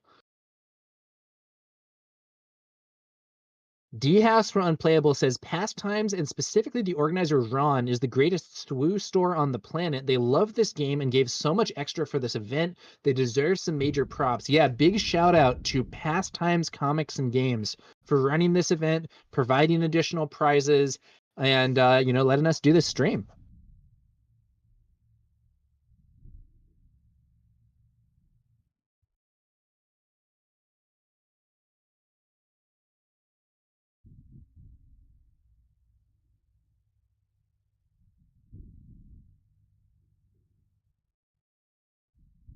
I don't know what exactly the players are doing here. I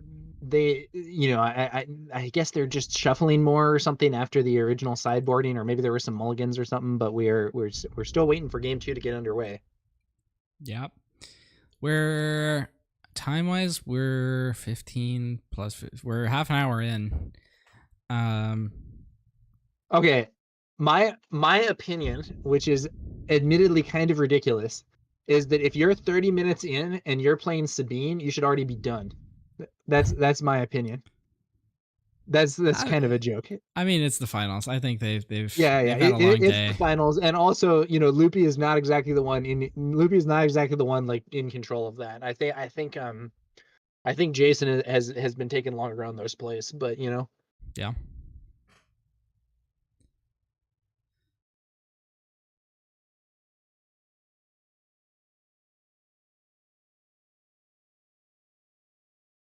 All right. Loopy versus Jason, round 2. Here we go. Are we going to see that spicy turn 1 ECL again? And this is one of the things, when you're playing ECL and your opponent is not playing ECL, I think that it feels a lot...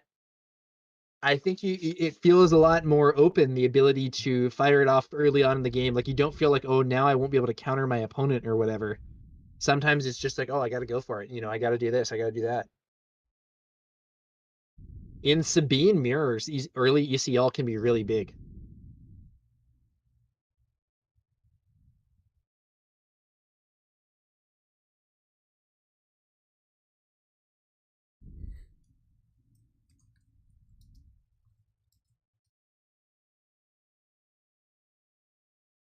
All right. We're going into game 2 of the finals of this planetary qualifier. If Loopy wins this game, the event is his.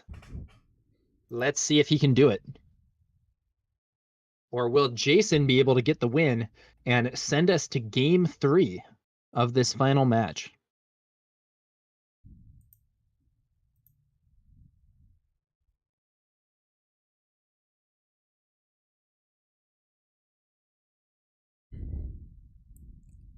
Mr. Dragon Fox in the chat jokes, Jason starting with a 23-point handicap, I see. Bold strategy into Sabine. Yeah, they do need to reset those life counters.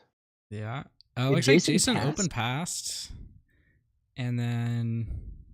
Okay, he passed, Loopy plays a Marine, and then Jason throws a enticing reward onto the Marine. So maybe Jason missed having any unit, but still wanted to play that bounty. Maybe that's what happened there. Yeah. No, wait, does he have Salacious Crumb in hand? Maybe he was just trying to play around the ECL move that Loopy pulled. Yeah, he has Salacious Crumb in hand. Rebel Resource says, I gave Loopy some pointers on how Jason played the deck before I dipped out. Pastime Games was amazing. Ron was such an amazing TO today. Yeah, maybe Rebel Resource has given Loopy the secret sauce, and that's why we were seeing some of these things. Yeah, Jason brings out Salacious Crumb. That's so interesting. I think that's risky. Rebel Resource says, I got 8th, lost to Jason on a misplay. Sorry to hear that, Rebel Resource.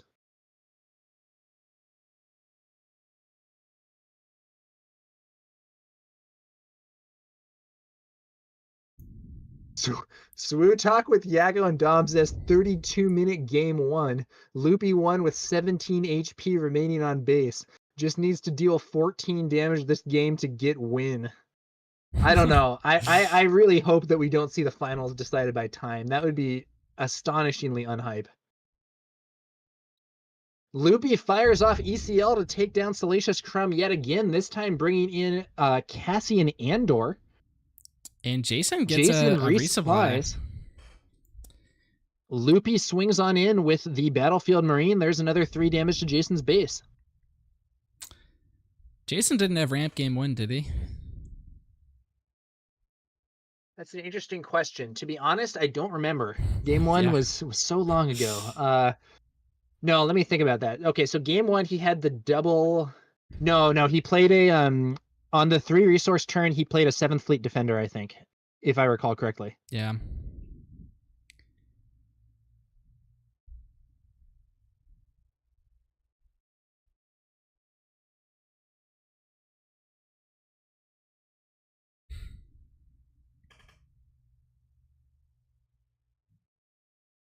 Okay, well, Loopy has a major board advantage in that he has units on board and Jason doesn't, and they're like pretty respectable units too. But Jason did successfully ramp and is going to be able to bring out Boba. A overwhelming barrage here could be really big. It could actually kill both of these units because there's a, or no, I'm sorry, it couldn't because Cassian's a 3/5. So Cassian has 4 HP remaining, and Battlefield Marine has just 3. Yeah. And However, he could Bosk. still. Oh, Bosk. Bosk coming in to kill Cassian? No, it's not Cassian that's the target. It's actually going to be the Battlefield Marine. It's interesting. That's less efficient on damage, but he gets to get the enticing reward. Now the problem is that he doesn't have enough resources to actually. Even if he finds like a Boba's armor off this, he doesn't have the resources to actually play it until after Boba deploys and swings. But getting Bosk on the field isn't exactly bad. If he has a commission to play, he can fire off another 2 damage. Dante points out that Rebel Assault now kills Boba immediately on flip if he gets Sabine. Now 2 overwhelming barrages. Look at that. That absolutely cannot be what Loopy wants to see. That is wild. All right, now he does have Loopy. to Let's go discard to a game card, 3. and he discards Salacious Crumb. He had another Salacious Crumb. He's keeping both of those barrages. All right. Jason is a big Salacious Crumb fan, man. I don't know that I keep these Salacious Crumbs. Loopy throws. And the confit for the Darksaber. No! Oh, that is brutally bad for Loopy. He plays the Darksaber on Cassian only to have it taken out by Confiscate. Loopy is far behind now. This is a very bad turn for Loopy.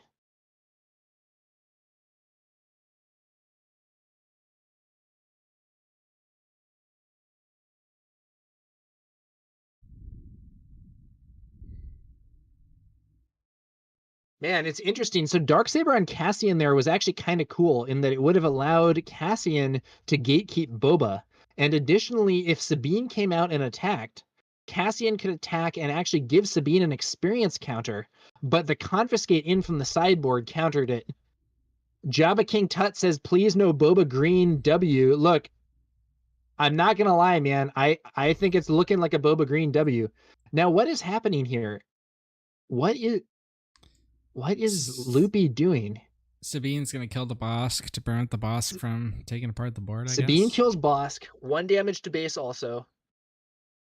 He didn't ever attack with Cassian, and now Boba can clear Cassian unless this is a bait. Is this a bait? Boba goes for base. Maybe. Yeah, it's interesting.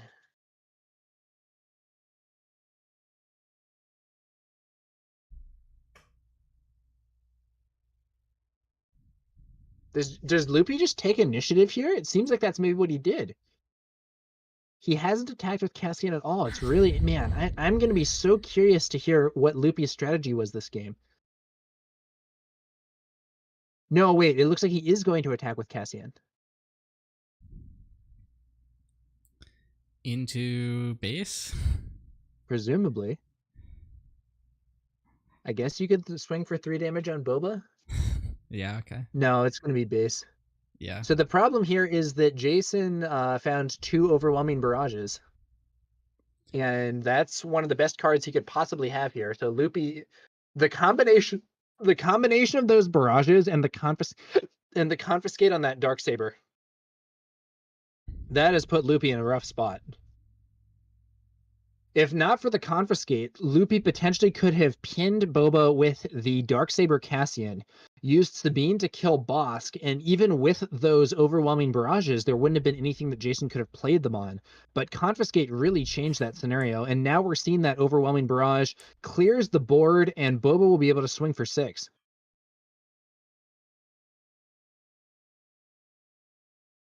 All right, Poe. Oh, With no ECL. no ECL, but Poe is still a 6/6, can still swing in and kill Boba.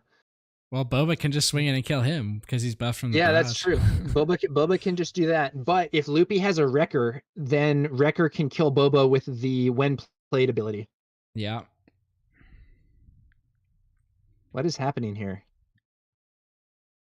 Okay, yeah. So Boba, Boba swings in, kills Poe thanks to the buffed stats from Overwhelming Barrage, and Loopy takes initiative. Oh, and there is a Bazine taking that Wrecker out of hand. Ouch! Not what you want to see as Loopy. That is a bad beat for him. That is brutal. Loopy has had some harsh breaks this game. I tell you what, man. Yep.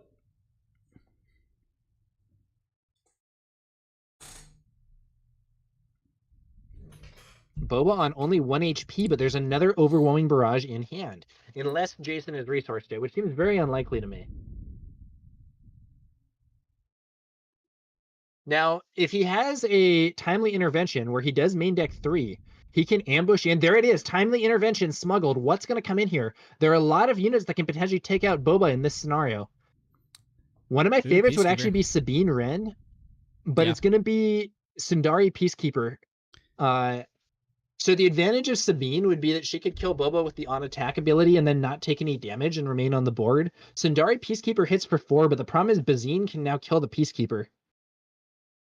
Thrawn says, Wrecker been hit with back-to-back 360 no-scopes.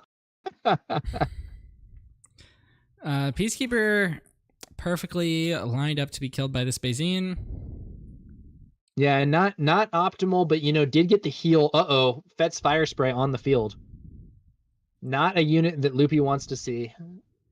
Man, Jason has had pretty excellent draws this game.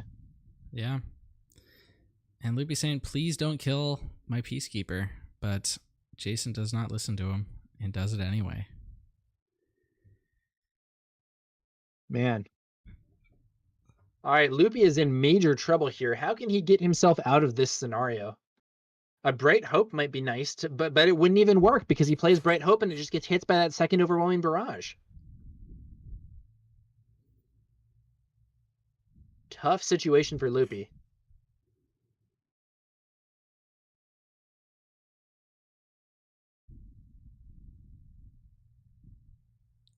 Rebel, you hold down the fort for a bit. I have to go attend to something. I will be right back. My apologies for leaving during the exciting finals. You're good. All right. So we're going into a new round here. Jason's got a Fire Spray on the board, and Loopy's play is just for a cause. That's not exactly what you want to see here. He's going to take 4. Certainly discard at least, the Pathfinders and the A-Wing. Maybe he keeps the K2.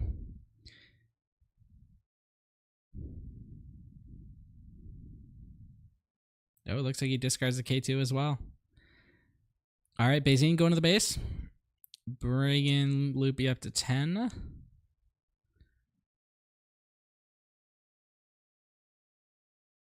Ooh, red 3. Probably just Fire Spray food. The way Jason's been playing this match has been very control-y. I'm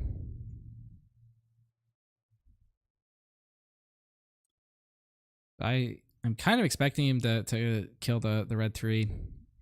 But there is also a good argument for, oh, he's just going to barrage. So now that fire spray is 7. I mean, Jason now can put Loopy within surprise strike range. Although, does Jason run surprise strike? I think he does, but I'm not actually positive. Let me check.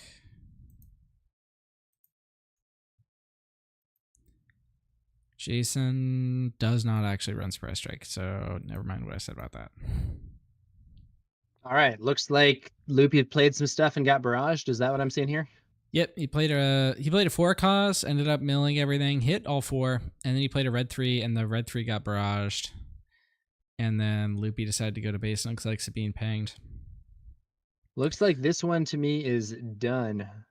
Jason's got I mean, it's not lethal on literally board. done, but yeah, Jason has lethal on board. Loopy has nothing on board. And I don't think he really has a great answer. I mean, I don't know. So maybe now that he's drawn out the barrage, he gets to play. Maybe it's like, okay, he's drawn out the barrage. Now he can play a Bright Hope and cover his. No, he plays Cassian from the row, comes in readied. But he's just like not even close to lethal. His opponent can just go to base, right? Yeah. Yeah. Interestingly, Jason swings to base with Boba. Maybe it's Bright Hope time? No, it's not. It's Cassian swing for 3 time. And Boba is going to send us into a game 3 here. Yeah. But he scored more damage for potential tiebreak or something. I don't think that matters here. No, it doesn't. Hopefully they can finish well it. Hopefully they can point. finish a game that has Sabine in it in 30 minutes. Yeah. I got that one in 15, so. Man, yeah, it all lined up for Jason in that game. The double overwhelming barrage, I think, put Loopy into a defensive mode, and then the confiscate just knocked him out of it, in my opinion. That was harsh. But we're going into game 3. Loopy will get to go first this time. Traditionally, what you want to do with a Sabine deck, and we'll see whether or not he can come back swinging and win this planetary qualifier, or whether Jason, with his Boba Green and his 3 hours of sleep, can get the win instead. It all comes down to this: who is going to be the champion of the Chicago Season 0 Spark of Rebellion Planetary Qualifier? Sorry, I mean Shadows of the Galaxy. Was gonna say. But yeah, and shout out once again to Pastimes Comics and Games for hosting this event and for putting on some great additional prizes for the players as well.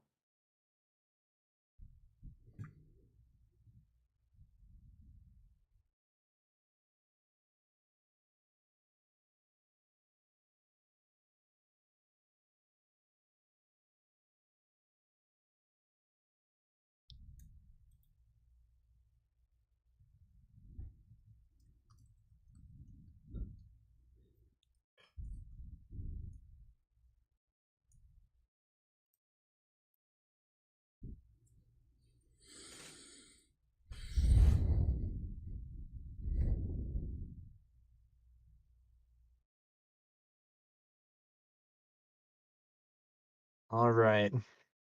They're shuffling on up. Jason, I think, is advertising his Turtles game again.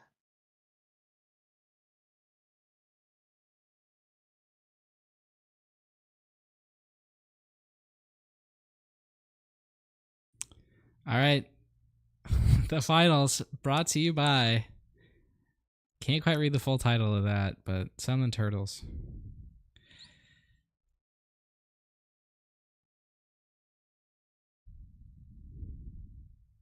All right.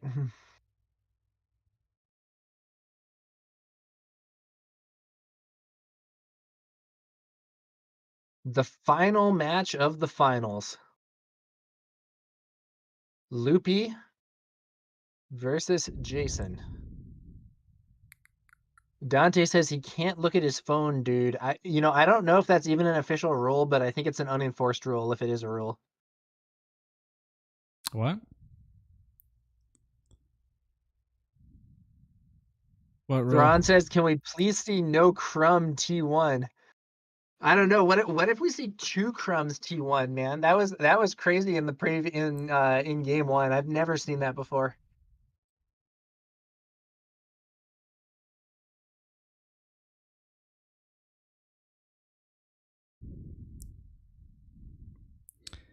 I'm looking at his hand. I'm not seeing one. He might mull though. He might maybe his tactic is hard mull for Salacious Crumb. Yeah.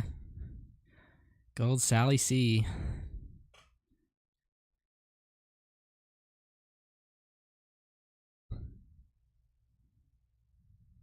I don't Dante, I don't know if his like Ninja Turtle app Kickstarter counts as outside notes. I don't know. I don't know that that's I don't know that they're gonna play it that strict.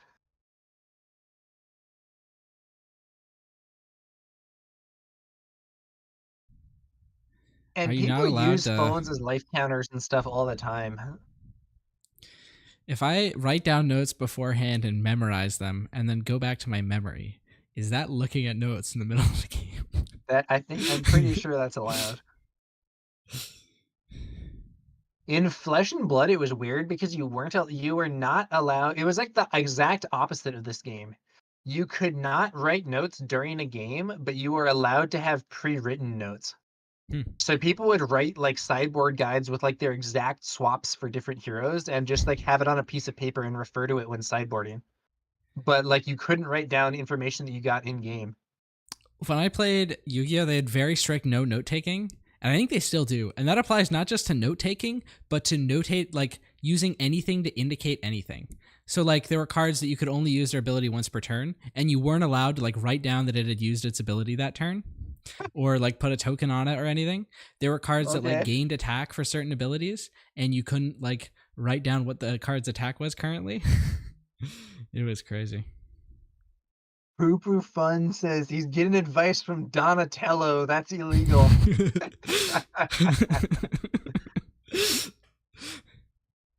If I pray in the middle of the match and God hands me down the correct play, is that consulting outside note taking? You know? It's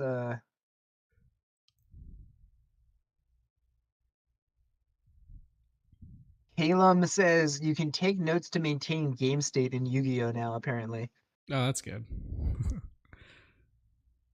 I think in Netrunner at one time you were allowed to take notes, but the only thing you were allowed to take notes on was the amount of money each player had, and you couldn't write down anything other than the actual amount. Like you couldn't write like 5 plus 4, 9. You had to just write 5 and then 9, if I recall correctly. Netrunner had very strange tournament rules. In Netrunner, if you can, at one point, purportedly, if you conceded, you were DQ'd. And if your opponent accepted a concession, they were also DQ'd. Wow. Yeah. And that was also in a game where you had to play 2 games in every match. One is runner and one is corp. And there was often not really enough time. So there was actually like quite a good reason to want to concede to try to get more time for the second game, but you were not allowed to do it. Yeah, it looks like both players passed on turn 1. Spin used the ping, but no plays. Yeah, that's interesting. You know, maybe you know, both players having weaker draws this time, I guess. I don't know. Thrawn asks, was that pass, ping, pass, claim? I think it might have been Thrawn. Yeah. And Loopy brings out Cassian and is met by a super laser tech, not what you most want to see as Loopy.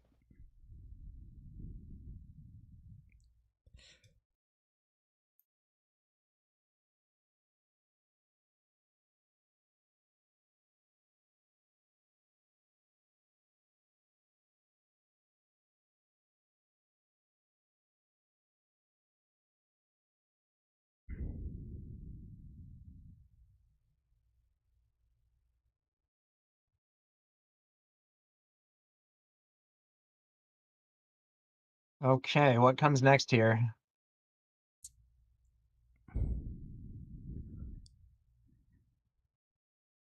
Well, you've been freed. You'll remember that you belong to me. What? Oh no, then it was just singing the Hamilton song called "What Comes Next." Oh, okay. Uh, I have not seen Hamilton, to tell you the truth. All right, so let's see what happens. Dante says at the Rochester PQ, a Kylo blue with security complex gave the opponent super laser technician a shield twice. Yeah, that's a spicy play, but it it can happen.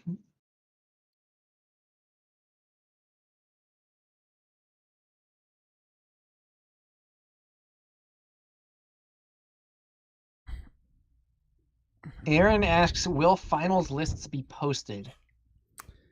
hopefully, if they don't post them themselves, I'll try to convince them to let me. Yeah, we'll have to see how that goes. We're going into the turn.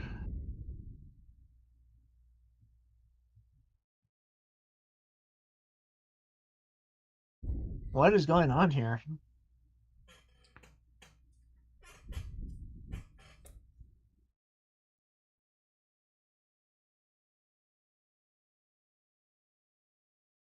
Loopy swings on in with Cassian, 3 damage to Jason's base, 26 to go though. That is a bit of a hurdle here. Yeah. I don't know. It took them so long to get going on that turn, but all right. Super Laser comes in, and Yep. Jason's at 5 resources now. You can flip.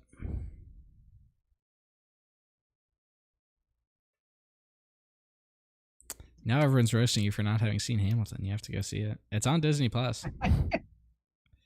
Hyperspace Cube says Tower number 9, go watch Hamilton, and by the time you are done, this match is still going. I think hopefully they'll be able to bring it to a conclusion soon. You know, it's a Sabine game. These tend to be fast. Looks like is that a Cloud Rider here? Yep.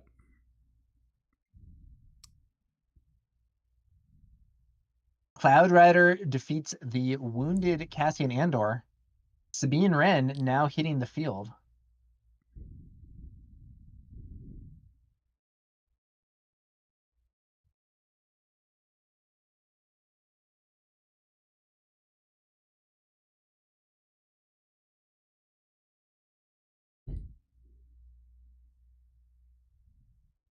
Sabine, the only unit on the field. What is happening here? Greedo coming down. All right. Greedo, okay.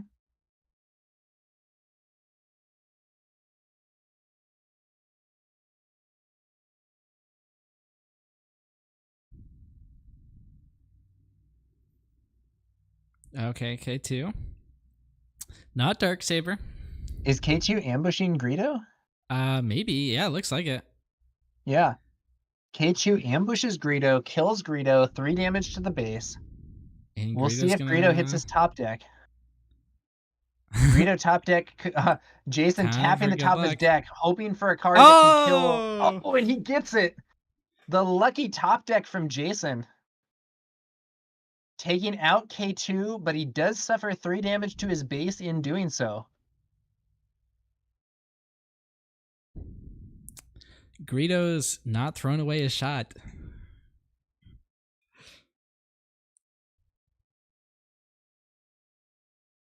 Three more damage to the base here from the old Sabine Wren.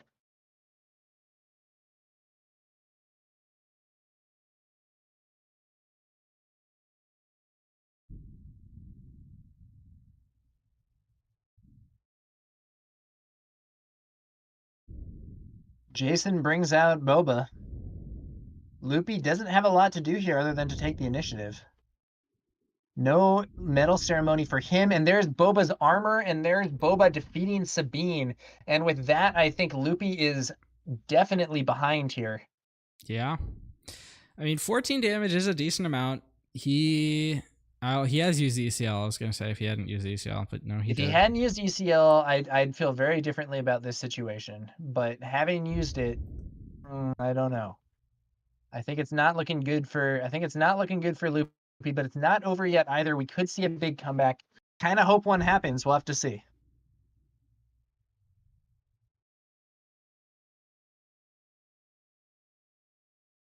Dante calling GG's already. Swoochhawk with Yakko and Dom also says game's over. You know, it's not over yet. We can see we've seen some unusual things. We've seen some unusual things during this event at times, and we could totally see some changes as well. Dragon Fox says that armor is such a dumb card. Okay, look, I've said this before. So Boba Fett's armor is clearly a like ridiculously tone deaf card to release in the second set, given what happened in the first set. But Boba Fett's armor was designed and like at the printers before they knew anything about the first set and like what its meta was going to be. Like, and like, yes, with the benefit of hindsight, it obviously should not have been printed in this form. But like, I think you do have to give them some slack because they were working substantially in advance on that.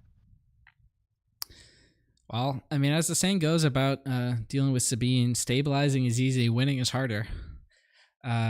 Loopy's only got 2 damage on his base, and Jason's got to go all the way from there to 25.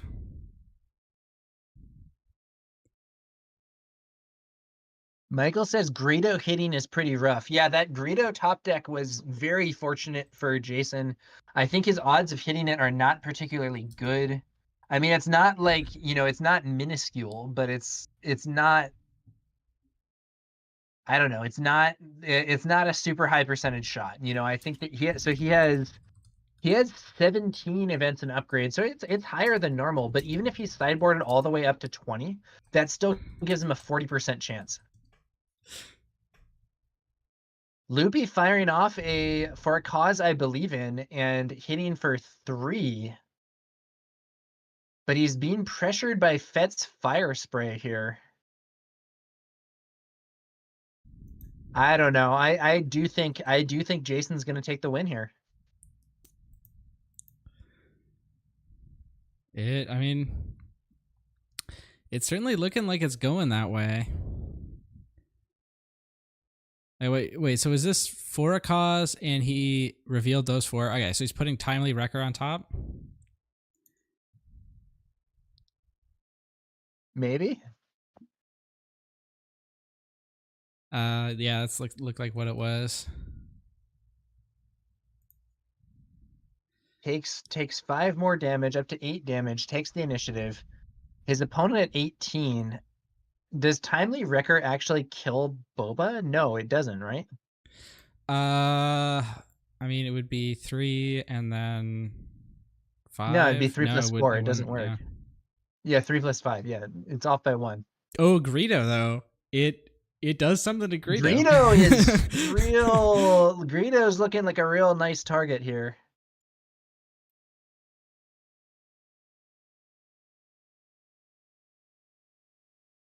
Yeah, no. I think Greedo was saying, you know, I really want to be played, and Jason didn't know how to say no to that. Yeah. I wonder if that will prove to be Jason's weak point here. The Greedo top deck put him in a much better spot than he would have been if he missed that. But will Greedo being on the field now mean that he is too vulnerable to Wrecker? We'll have to see. Bunch of resources. Wrecker. No ambush, though, on that Wrecker, I believe. Did he not?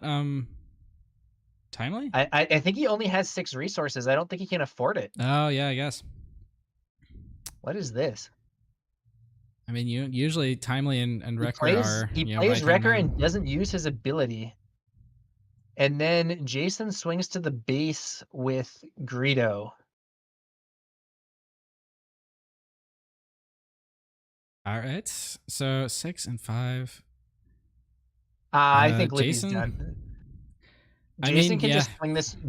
If Jason doesn't play any card, he can swing this turn for 11, and then he has lethal 2 different ways, and Wrecker can't stop even one of them, much less both of them. I think it's over.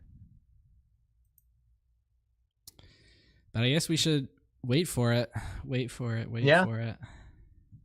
It ain't over till it's over, as they say. But I think it's going to be a win for Jason here.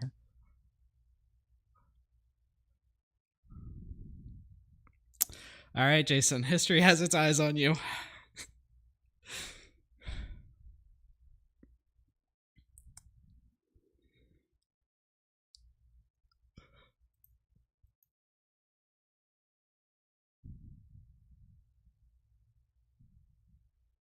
Overwhelming Barrage, Wrecker's off the board, and I think this man. Did he kill his own Greedo with Overwhelming Barrage? What is that? What? Maybe. Why would you do that? I don't know. I'm catching some of the Hamilton references there, D-House.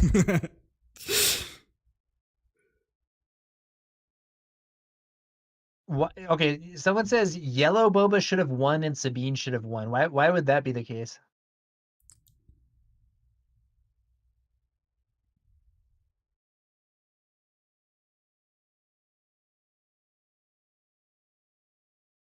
All right. Loopy at 1 HP.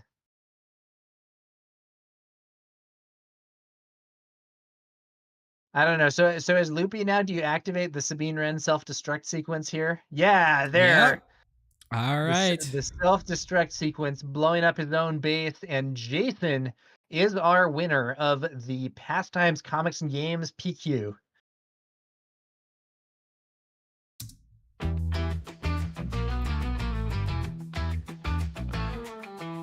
LC points out that he was removing his own Greedo to avoid a timely play, maybe, but it was, it was late. And Loopy, very close, but couldn't. It was looking good after game one. Game that. 2, Jason just seemed to have everything he needed, and then game 3, missing your turn 1 play as Sabine is not where you want to be. I think the Boba deck can afford to miss its turn 1 play much more than Sabine can. And then on top of that Boba, the Greedo top deck was a sad moment for Loopy as well. Yeah, but you just know left what? Him helpless. Congrats to Jason. He won his games through an intense event. He had and he did it. He did it with some cards that are different from the previous versions of the deck that we've seen. He had the enticing reward and the commission there as well. And he, in a sense, he proved me wrong. I was saying I wasn't sure that this was even favored to be anymore with no good to me dead, no waylay, but he made it happen. Yeah, the world was not wide enough for both Boba and Sabine.